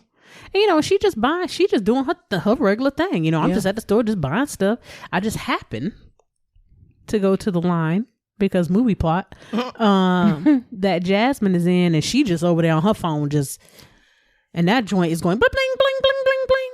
I mean, it was going off. Like, first of all, why you got your joint on sound, not vibrate or silent, but I digress. But it was going off. Yes. And Rachel like, girl, like, what is going on? Like, you didn't even realize you had a person in your line. She's still running off that orgasm high. Just nasty. Yeah. You just reminded me again. She thought she was getting a sugar daddy. She did. She really did. I'll have a sugar daddy that don't want no sugar. A glucose guardian. I like that. I love that one. I will never forget the day that I heard that. So then, they get to chatting back and forth and realizing that they somewhat are familiar with one another. And then, Rachel's like, girl, like, what is really going on? Like, you smitten? She goes, of course, let me show you who I'm smitten with. I'm like, how you just showing random people your pictures? I know they almost knew each other. And you just met this man 2 days ago. It's gross. Because remember, people, this is 5 days. Right. So you just met this woman and you have already engaged in the coitus with her. Yes. And then Rachel learns that it's Lonnie, and being vindictive in that moment, she invites Jasmine to family dinner with the family because Jasmine says she's going to be alone by herself. But we also learned that Lonnie is as deceptive as we thought he was because he says he's not going to be available for Christmas because he has to take care of his dear grandma Cheryl, aka his wife. And vindictive on his part as well. Yes. And sneaky. So then we cut away from that and we are back at the house. And before that, Walter is on the bench looking at the paperwork for the house. Yeah, you can tell he's torn. Do I sell it? Do I not sell it? Do I sell it? Yeah. Which I imagine that's difficult. The memories and that house probably, I think it was their first home that they built together and they raised their children. Memories. It's hard to let go when you've been attached and invested so much time, energy, resources, love, into a place to let it go. Yeah. And then Rachel and Malachi, he finally finds out why she's mad. Why she's so mad at him. Yes. I was like, girl. You could have literally told him this 20 years ago. Because what you heard, that's the thing about movies. When people eavesdrop on something or walk up on something that you heard and you don't hear the whole thing. I'm nosy. I'm a list. How you gonna defend me? Right. That's because that's what I really care about. I don't care about Billy Bob. Right. I don't care about him saying whatever he's saying. I care about, okay, you my date. Are you gonna defend me or you gonna act a fool? Right. And see, she didn't stay long enough to know that he broke the boy's nose. Yep. No, she got emotional and impulsive and ran off. Right. Yep. But then, even if you did that, you still didn't go back the next day or 2 days later or whatever when you calmed down and then ask him what happened. Well, she never calmed down. She literally just said, "I'm not going with you." She stewed on it. He had to get a 20 years. a new date at the last minute. And that Butt teeth Brenda or butt. And then she was mad about that. Ma'am, you called off the date. Yeah. Accountability. Yes. She has a difficult time with accountability. And the thing about it is, what's so strange is the next day you saw that Damien's nose was broke. And that didn't make you put two and two? Right. No, that's not her forte. No. Because apparently he was really digging you as Like, the for jock real. and you the nerd. Right. Come on, storybook. And they was neighbors, you know, so they had a different basketball. Yeah, they had a different connection. But as most movies do, you know, they all riled up getting closer to each other, then they kiss. Moving closer as they arguing. Right. I was like, they about to kiss. Because I was like, they going hard on each other too. Yes. But then they run away from each other. I was like, oh my goodness. They act like they teenagers. I said, boy, movie plot be killing me. Sometimes I'm like, this is not realistic. This is not how that would have gone. Well, But you know you ain't gonna get no realistic for Christmas. no, You already know that. true. You're going to get the Pure romance Disney ending. Uh-huh. But it's okay. I mean, I still appreciated it though, that he, you know, she learned the truth. So now you can let that hurt go. You can release it. Like, even if nothing ends up happening with them, like now you know what really happened and you don't need to continue to respond to him with, you know, the prickly pear, Yeah. you know. I mean, because it was just like, you know, like a porcupine. Like, soon them things just stand straight up. And it's like, girl, Shooting the quills. yes, lay them down. And play cat and mouse. Okay, like he trying to show you, like, I'm trying to get this to you, girl, and you like, oh no, I'm mad at you. Yeah, I didn't understand, but I'm glad the truth came out though. Yeah. Yeah. And now we're at one day until Christmas. And we got the piano playing scene. Yeah, It's a concert. Yeah. You gotta call it correctly. It's Sorry. a concert. concert. I loved her. I really loved May. She was so genuine and authentic. You know, we just talked about recently in terms about, you know, living your truth and being authentic to self. She really was. Yeah. You know, and all of her weird food and her flamboyant dress and everything. She really was just May, and you love it or you leave it. Yeah.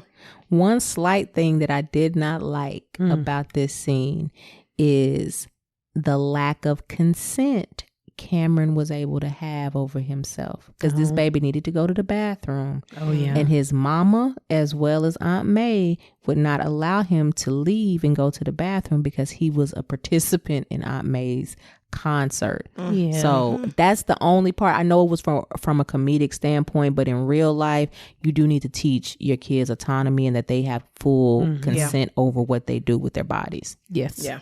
I can agree with that. Agreed. In the midst of this scene, you know, because this is one of those scenes where it's a lot of things going happening on, yeah. at one time. We're starting. Sorry, guys, something just happened in the background. Stuff in here flying. So we have Rachel and Cheryl both trying to make dishes. Hold on. Walter sees the paper and saw that Christian was had approved the rezoning of the shelter. Yes, Oh, it's the cooking first. Is the cooking first? It's the cooking fiasco. The mac and cheese going in there. Then he sees it, and then the fiasco actually happens. Oh, okay. I didn't know which one you was getting ready to explain. Well, that she was turning up the that she was getting ready to turn up the heat on the stove. Gotcha. Who cooking dressing At 400 degrees? at 450 when dressing already cooked? I was like, We're not cooking stuffing, we cooking dressing. But who don't know that you don't put those two things on the same, you could have put them on the same shelf. Yes, because both of these dishes are already cooked. You're just heating them up. You're getting a nice crunchiness on top of the mac and cheese, and you're thoroughly cooking the mixture that is dressing. I was just trying to dry it out some so it's not, I was so upset. I said, you just messed up a whole. That's at least $200. A big pan, yes. 2 big pans. Nice ones too. I'm surprised they didn't get messed up. I was like, put it on the same They buttered rack. them good. They buttered them good. I was like, who put mac and cheese on the bottom? Why? Why did you saw that the macaroni and cheese was in there? Why didn't you just let it warm up and then you or just turn my sister it, put it in there. Turn it, and then y'all can be side by side, and maybe leave, turn it up one nodule, not no 300 of them. Like, well, my thing is just leave it alone. It was at the heat temperature of where the macaroni needed to be. It'll just take a little longer for the dressing. You be all right. Y'all not eating it today. Y'all eating Why it was tomorrow. you even warming it up? Right. I think they was trying to get it cooked, and then they can reheat next day.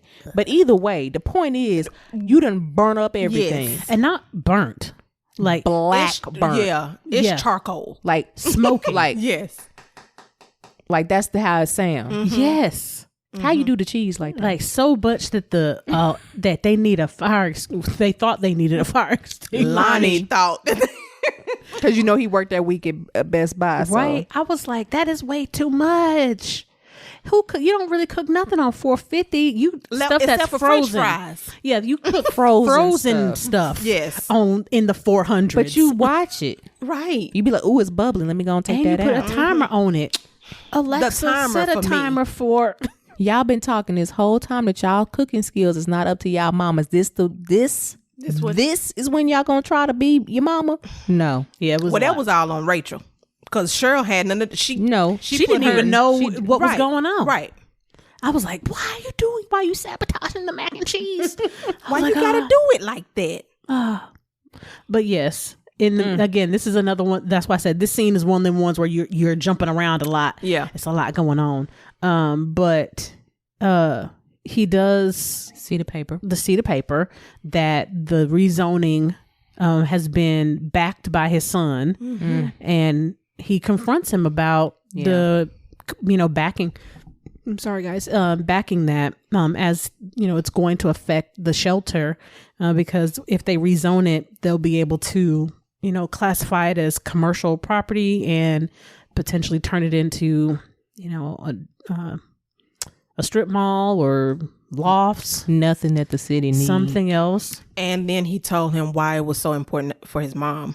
Mm-hmm. Yeah, because I don't think he knew the whole story because he seemed a little shocked by what his dad was saying. Yeah. That his mom and his aunt had actually been raised in the shelter. They needed extra help. Yeah. And so that shelter helped them, and his mom always gave back. Mm-hmm. Yeah. And there's so many like small, tiny little scenes in here that make you make me wonder, how were they with their children?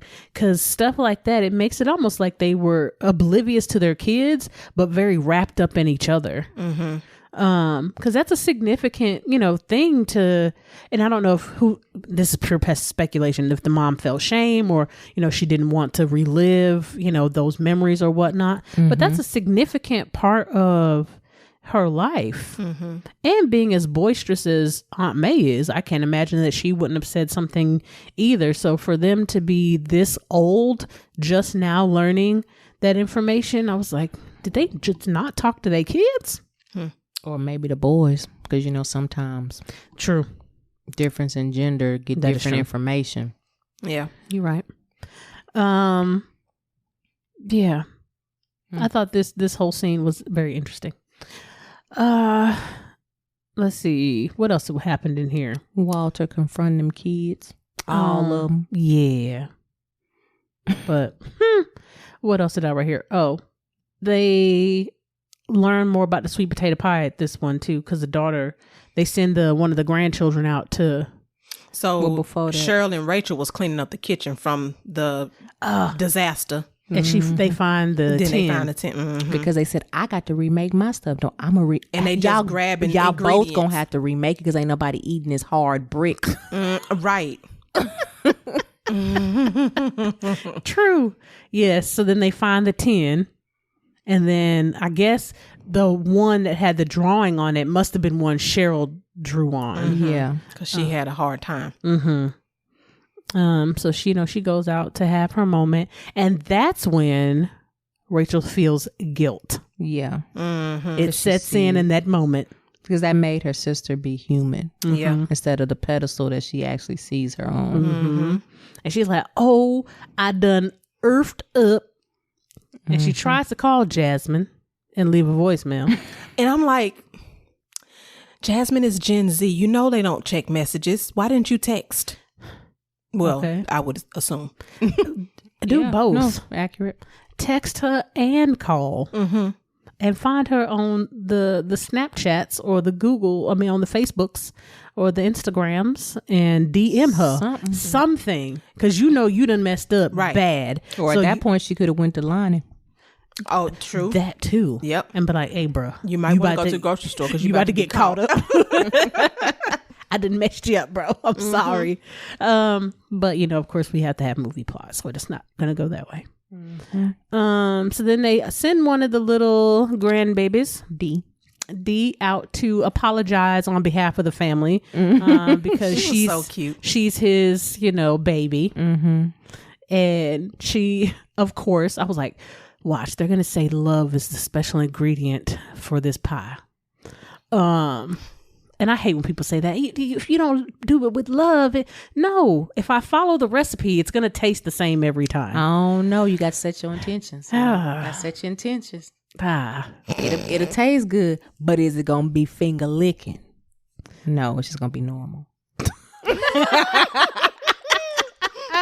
Okay. But actually normal. Actually, you know what? Let me take that back. Let me rewind. You're right. Because I messed up one time and my brother is never ever gonna let me forget that I messed up. So like I have certain dishes that are like mine. Nobody else nobody else cooks them. They don't even ask. And my brother can tell if somebody else fixes it and I don't. And one year I was like, oh, I'm gonna I said I was gonna add something to it and I messed it up. Yeah. And he will never let me forget it. So every time I make this dish going forward, I am very conscious. Gotta have your head in the game. Right. I'm very conscious of how much I put in there, what I put in there, how often I stir it, how long it's on the stove, how long it's in the oven. It is important because you say that and let me come in here with a pot of gumbo that don't taste right. Y'all would hurt me. Like, what you doing? What are you doing? So yes, I retract my previous statement. I was clearly having a moment. And my mom will know the two dishes that I'm speaking about. One of them is cornbread and the second one is spinach casserole. Feel free to make that soon because it's time. It is. Oh yeah, I've been next week. Yes, because I got to get my gumbo together. So I get it. I get it now. Now that I say that. But it was motivates him. It was love. Love was a special ingredient the whole time. And to remember. Because his memory was not helping him. Also within this scene, Evan finds the papers for the sale of the home. Or the potential that they're putting it on the market, let me say, because they actually haven't sold it. That he's drafting things to put the estate up for sale. In this scene, I was like, see, this is how you know this is a whole new generation, because did nobody go in their mom and dad? Well, let me take that back. I and my brothers did not go in my mom and daddy room, especially if they didn't say, come in. So we knock and we wait for that come in. We didn't just knock and open the door, because now that I'm thinking about it, I'm glad, because my eyes were not tortured. Oh. Yeah. But Dad probably had his door wide open. I thought he opened the door. I can't remember. I just know he had the gift he wanted. Yeah, I know he had. Oh, he did. He opened it because he was like, "Yeah, Merry Christmas" or whatever he said. He's so weird. But that would have been me because I was pretty much an only child. My brother's a lot younger than I am, so I had free reign. You know, my parents would probably not like that I would say that, but you know, I didn't have a lot of rules. But I also was not a child that challenged them either, so it made it easy for me not to have a lot of rules. So I would have just walked in and potentially been subject to. Oh, that's so disgusting. To things that I didn't want to see. Put that in my eyes. I mean, luckily that never happened. Thank God. Knock on wood. But I haven't seen anybody's sexy time in my family, but I have seen lots of body parts. Now that I have seen, yes, I have seen body parts, but I've not ever caught anybody in the throes of anything. Thank goodness. And I was just like, "Oh, I'm sorry, Papa," and just walked out. My eyes have not even been burned like that. Nope, don't want to see it. That's gross to me. You say they're basically Barbie and Ken to you, huh? Yeah. Well, now I've seen my mom because you know it's my mom, and we've gotten dressed in the same room. So I've seen my mom. I don't want to see ever see my dad ever. That is so crazy. I could just vomit right now. It don't bother me at all. And maybe it's because I'm a sex therapist, but it don't bother me. I think because also my grandfather was in the medical field, so he was always we were very free about our bodies. Now we weren't just walking around, of course, naked or nothing like that. But it just wasn't that big of a deal in my house. I was like, "Girl, close the door." Yeah, no, I would feel just like you. I was very careful to never go in the room, right? Unless they said come in. Well, clearly Evan didn't get that lesson. No, he didn't, because he just busted, bam, right in that joint. But nobody was there. And then he was looking around, and I think he became nostalgic because it's almost like a time capsule, essentially, full of pictures. And then he sees the papers and becomes very hurt. Now that's the problem. You shouldn't have been snooping though, because I don't care what the piece of paper was. My eyes wasn't reading it. Yeah, and that's not your eyes were supposed to be roaming to see the pictures of your mom, but you started then reading stuff. Or when you walked in and realized your daddy wasn't in there, right? Turning back out like, oh shoot, he's not in here. Where you at, Dad? And then going to go find him, right? Yep. But unfortunate. So then we get to Christmas dinner. So this is Christmas Day. And the shenanigans so many commence. Oh, there's lots of going on in this scene. From the beginning. From the start. All the passive slide talk. Man, I thought Evan wasn't going to have no head. The subliminals happening in this scene. Because Daddy was looking like, boy, keep on. I was like, his face is still on his face. He was. So, the family's like, what is going on with you? Why are you acting like this? So then, he finally gets to the point where he says something about. And he slammed that paper down in front of his. I was like, boy, you was about to lose your career. In the food that we done cooked twice. I was like, oh. And what I wrote in here is I said, he reacted like a teenager. Because he is the baby. He is. I was like the bones that would have been broken in that hand that would have still been stuck in that food. Yeah, like you wasn't gonna be able to lift your hand up, sir. I don't care how upset I've ever been, and I've rarely ever been like upset with my parents. I can't even really think of a time I have actually been upset with them, like angry to that level. But even if I was gonna hold that in. I still would have never reacted. I was gonna hold that in till I like it to the point where I probably would have been crying. It'd have been like, Dad, I don't know what's going on. But it looks like you're trying to sell the house. Like it would have been. That voice would have been so polite and cracking and shaking. I wouldn't have had no conversation with him in front of the whole family because I don't want to get in trouble. Like I've been upset with my mom, and I was like, but it was inside, like, or I'm in my room talking about she don't know, but it's inside. Like, I don't even mouth the words because my mother is not well. She don't do disrespect. Yeah, I could not imagine reacting like that. And I was like, he just reacted like an impulsive teenager. Yeah. Versus, and he's also on the stuffs.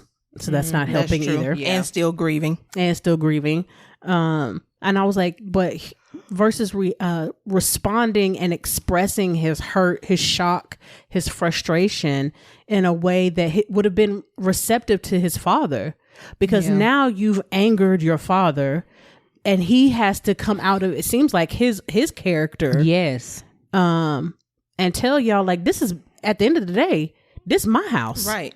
Y'all don't pay for this. Y'all didn't do nothing. This is mine to do with what I want. I don't need your permission to make this decision. Yeah. And he would not have been pushed to react that way had Evan come to him like an adult versus almost like again, I get he's wrapped up in a lot of grief, but like a spoiled brat, essentially. Well, and the thing about it is he's still a young adult. Yeah. So he ain't far removed from teenage. True. Yeah. And I think if it had just been Evan, he may have reacted differently, but it was all his children. Mom would never do this and this and this and this. Like, you don't, this person is trying to figure out how to start off calm. Yeah. He's like, this person is trying to figure out how to do life without his soulmate. Like, do life without the woman he's been with since 71. And see, this the part that I was like, see, y'all don't value y'all life. Y'all don't want to be here. Because he said it, about 3 or 4 times. You know, that this calmly. is... calmly. Like, this is my house. This is my house. And like, each one got a little bit, like an octave, until it was like, oh, y'all not paying attention at all. Let me go ahead and throw this hammer down and hit this table and get y'all attention. Because everybody immediately... Yeah. Was like, ooh. But Evan got worse because then he stood up, slammed that chair, said, oh, so you going to tear the chair up? Oh, when he walked out, I was like, yeah, this ain't get ready to be good. No. You get ready, you mad, you own stuff, and you driving. This is getting ready to be horrible. And you taking most stuff as you driving, falling asleep at the wheel. Yeah. Ooh. Again, impulsive. And reckless. That's another good word for that. But... more shenanigans, because it's just the beginning. Because as Evan was going out, Jasmine is coming in.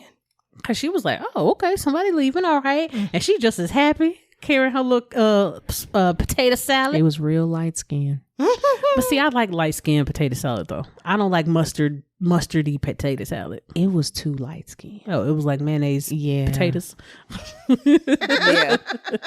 With paprika. With a little, just a dash. I said, somebody else made that. But she come waltzing on in. Well, she was invited in because Cameron went and answered the door and said, hey, there's a lady named Jasmine here. And she said she's Rachel's friend. And Rachel was like, who? And Lonnie too. Well, no, he didn't realize until after he turned around and saw she was taking her coat off. Then it was like, oh, wait a minute. And then he, of course, goes into the kitchen. Because, you know, that's where all conversations happen, is in the kitchen. So now he like, what is she doing here? And, you know, now Rachel's got to confess it. Yeah. And, you know, I think his reaction was, this was probably one of the first, like, appropriate upset reactions. Like, he didn't go way over the top, ridiculous, but he definitely was like, yo, like, do you realize what you realize what you did, right? Like you did this to your sister. Yeah. So then she's, you know, Cheryl come on in. She like, what y'all doing here? We talking about potato salad and the paprika. No, he said, who does that? And she like, who does what? Put paprika on he potato came up with salad. that lie without even thinking. I was like, this dude here is a professional liar. Been lying. Yes. Because it was like immediate, like that was the response to who does that. And family don't do that. Right. And it fit right in. I'm like, dude, that was so slick. It was. Because she was like, literally everybody does that. Right. He was like, no, Not my family. You don't put no paprika on no potato salad. But the way he was hiding behind her when they went back in, I said, okay. That's the shadow now. Right. You just gonna follow every motion she make. Because Jasmine was oblivious. She was in her food. That food must have been real good. She didn't see Nathan. Yeah. So then, of course, conversation starts to progress and people start asking things and didn't somebody call his name? Well, he was gonna go refill back into the dressing, kitchen. and that's when Jasmine actually called his name. Lonnie? Oh, okay. And he was like, ugh. And then, of course, Cheryl's like, y'all know each other? Yeah, well, me and Rachel. I was like, Jasmine is not reading the room at all. No. Oblivious. Oblivious. Yes. Because she was really just going through all the we going to Chicago. Girl. His sick grandmama named Cheryl. I mean, she was just doing all of it. I was like, ma'am, you don't know the heat of this room. No filter. And then pass the picture around. Ooh. See us. And I was like, what pictures is she showing? She said, don't swipe left. I was like, what pictures you out here showing, girl? You okay, you don't. All right. Where y'all been where y'all got some pictures that look like y'all, other than the ones y'all took at the grocery store? And that just could have been a fan picture, but so obviously not. Cheryl is hurt, obviously, and understandably. And she said, well, let me go get grandma for you then. Let me just go get her. Aunt May was cracking me up. But no, we don't need to wake up. We don't need to do nothing special. Let grandma every time we do rest. something special, something happen. She said, no, I'm going to go get her. And she was so calm. She had that Diary of a Mad Black Woman. When she dunked him in that wall. She had that going on. Yes. Because if anybody can cry on cue, it's Viola Davis and Kimberly Elise. Them is two women that can cry on the skill it takes to be able to do that is amazing to me. The funny part about this scene also was Dad was like, well, she done went and got, I'm going to eat my food. He was acting like he was used to it. Yeah. That means she was a firecracker when she was young. Ooh, I see why she had to figure it out on her own. She probably was a little spitfire. So, she was a good shot, but she chose not to. She gave him a little warning shot when she finally got grandma and chased him around a little bit and then chased him outside. Jasmine still being oblivious. Aunt May had to get her together. She did. And I was like, thank you, Aunt May, because she's just out here being dick. Why are you still talking? She don't want her life. No. Like, you can't figure out what's going on here by now? That this woman that went and got a gun and pointed at, the immediate next thought is, oh, that's his wife. Or at least girlfriend, long term. Right. Why was that not the next thought? But, Lonnie almost lost his life. And then, Cheryl, of course, was hurt.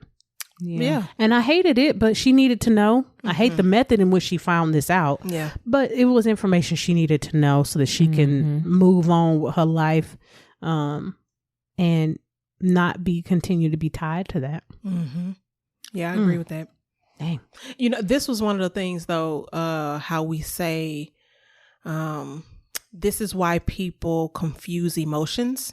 Because obviously she was hurt, but she looked like she was angry. And I'm not saying she wasn't, but the anger probably came after she had sat there for so long, stewing in the hurt. To all of that. Yeah. Also years of it, really. Right. That too. Right. So this is one of those situations, guys, where we say that you have to understand what emotion you're feeling so that you can, and the primary emotion, not the secondary emotion.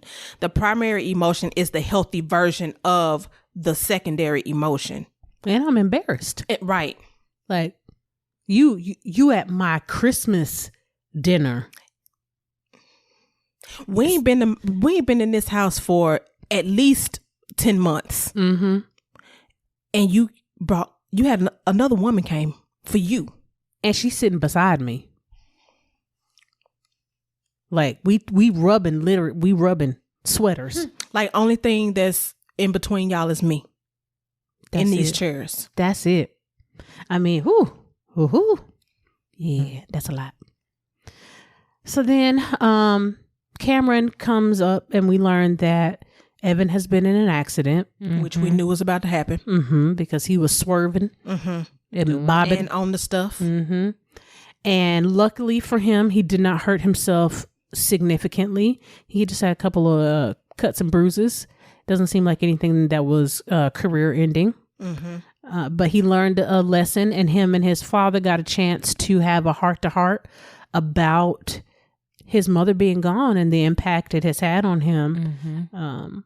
He finally got a chance to grieve or process some of the thoughts that he was having from the grief. Yeah. But I was like, oh, man, that's so sad. I feel bad for him.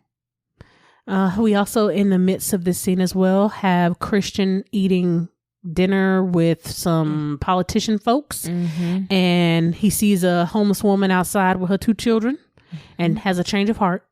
Of course, as Christmas movies must go, because in real life, he was about that campaign and becoming a congressman. But movies don't quite go that way. So he had a change of heart and met up with his father at the homeless shelter to feed individuals, and has now decided that he will fight to keep the zoning at least as is, or at least protect the shelter at a minimum. Well, don't forget Cheryl and Rachel. Yeah, because they apologized to each other. And they did. Found out why they were so, at odds. Both of them were jealous of each other because you think someone else is getting, what you should be getting. But in reality, probably what was going on is that their parents were actually parenting them from where they needed to be parented, just based off of their personalities or whatever. But, you can't see the trees for the forest. And the grass ain't always green on the other side. True. So all of that. What else happens here? So we got Cheryl. And they get ready to eat the pie. Well, before that, the prom scene. Yeah, even before that. Yes. Totally Cheryl actually took responsibility for her part in why the marriage was the way it was. Not that there was an excuse for him to cheat, but she did take responsibility for her behavior. Oh yeah, absolutely. Yeah. So that was good. So then, that's the very tail end of the movie. We have Aunt May. And before that. What? Rachel is. I just skipped the prom scene again. Rachel is packing, I guess getting ready to go home, I guess the next day or whatever. And she sees a card from her sister, and her sister actually helps her and gives her $20,000 to continue her education, and so that she can become a lawyer to help her divorce her husband, which we already know that ain't gonna happen the same way because she gonna divorce him before. I was like, you have a long time, right? She'll be finished with school, but but the gesture was sweet though.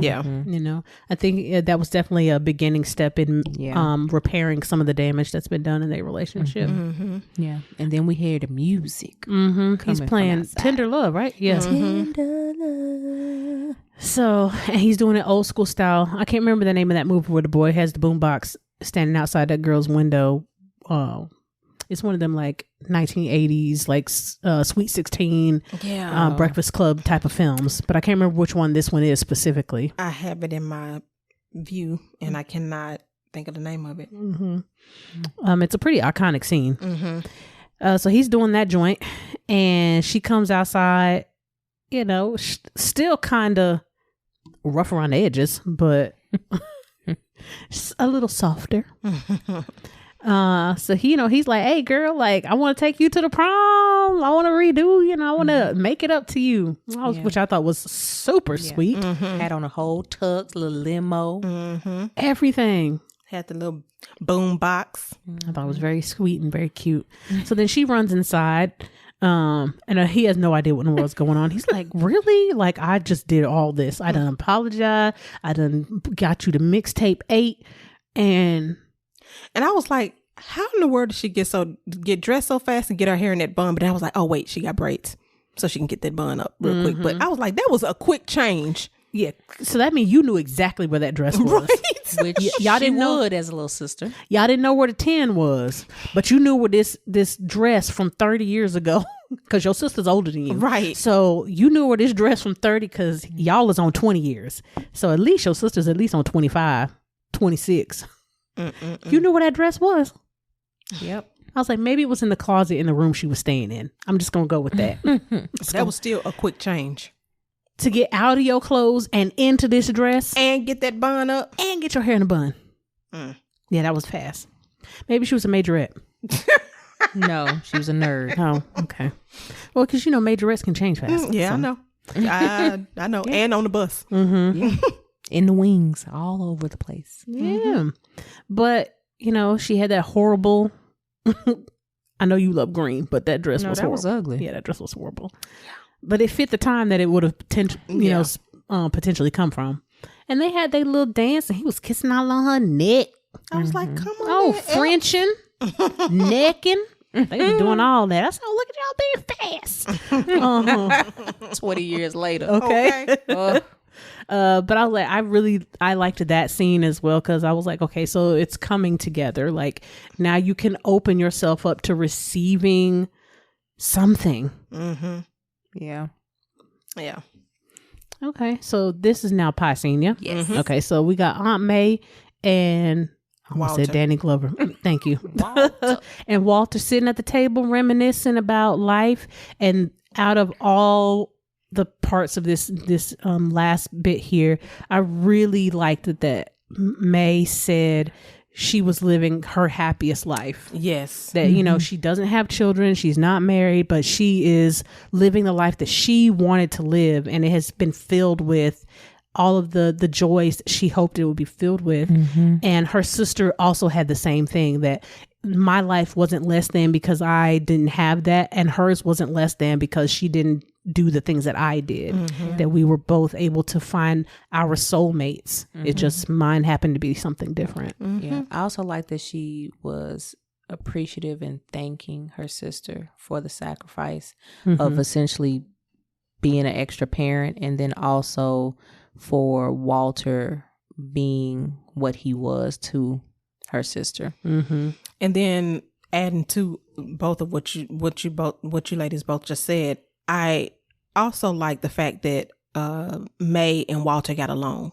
Like they still had a relationship. Their relationship didn't die because their loved one passed away. Yeah, you could see that they both genuinely had a love for her. Yeah. So they try the pie. But what I did not like was that they ate off the same fork. That is nasty. Yes, she had one fork. She ate some and then passed it to him. And then I did not catch that. Later got another fork. But what I will say is I like that she was encouraging him and saying, okay, let's try the pie. Let's see if you got it right this time. And I'm telling you, I was messed up when that emotion overcame her. I was like, oh Lord Jesus. Oh yeah, that was the one part in this movie. I was like, oh, you got me. It had one little in the corner. I said, you got me. Because she definitely was like, oh, you got it. Like that was it.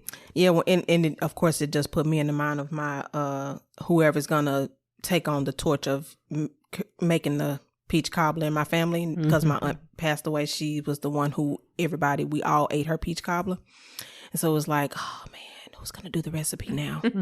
So yeah, that's hard. It brought tears. Yeah, I imagine that's difficult when you have that type of close-knit, relationship with somebody, or somebody is known for this thing. And now it's like, how do we move on without this thing?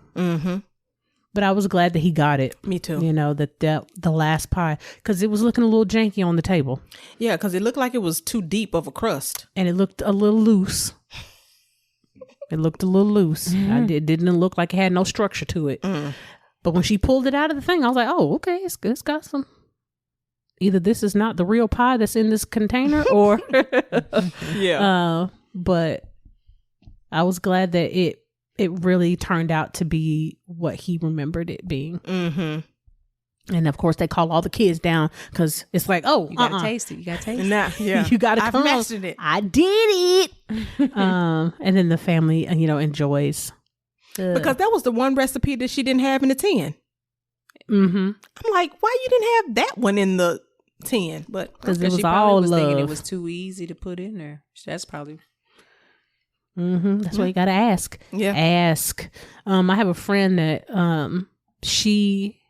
I don't know if she's still trying to do this, but I know some years ago that was something she was trying to do with her family, like get all the older people to tell her like what specifically they did so that she could continue that on. And a lot of them she was saying gave like, oh, well, you just put some and some, but nothing like a cup of or half of this. And she was like, it's hard to mimic that because I don't know what some flour is.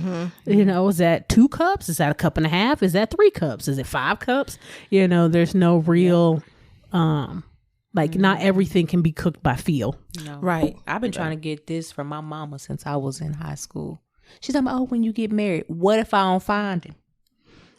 I need the recipe right now more than I need the man. Okay. The recipes are more important.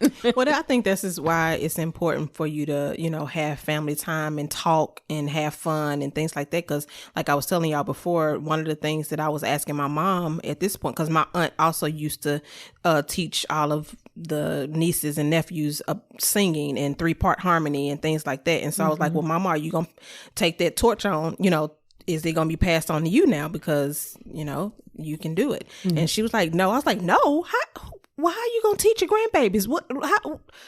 How everybody we got all these babies in the family. Who's going to learn? Who's going to teach them? So hopefully she takes it on. So, it can continue to go on. And then at that point, as we pay attention to what my mom is doing to teach them, we can begin to take it on. My generation can then take it on. Yeah, makes sense. Yep. So that's the end. Nice wrap up. Yep. Okay. Well, ratings. So I can't remember. What are we doing? Numbers or letters? Numbers. Okay. 10 or 5? 5. 1 to 5. Okay. So I would say a 4 because I like the way it portrayed grief and what families go through, when you're experiencing grief. So I would say 4. Okay. I give it 4 too. I think it is one of the more realistic Black Christmas movies because sometimes they can be over the top cheesy. And I feel like it was more comedic than cheesy. And I think there's just so many people that were comedic in the movie, which why it may feel cheesy. But I enjoyed, talking about addiction, talking about grief, living in the past. Like it was so many pieces to everybody's story. It wasn't just flat. I agree.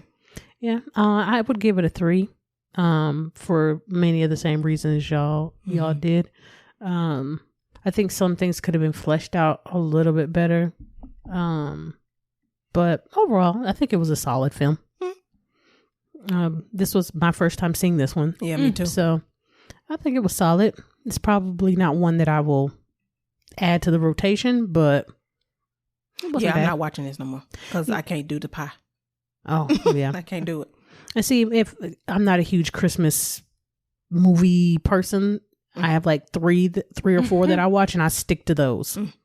So, but other than that, solid film. Okay. So just as a reminder, we will be going live next week for our Disbroad. Yeah. 6 p.m. December 29th, 2021. Please, if you can catch us, jump on the live. We promise we're going to have our camera situation, in better sorts next week. We'll try to be straight up and all in frame. We gonna be all in the frame. We gonna figure out the straight up. But other than that, we'll catch y'all on the flip side. Must be this volume control. So, okay, interns, process your notes. Be sure to catch us next session and find us on all major platforms at The Recycled Podcast. If you're a new intern, be sure to like, comment, subscribe, and share. Thanks for listening. And remember, we are shifting and reshaping our psyche through healing conversations and connections, one discussion at a time.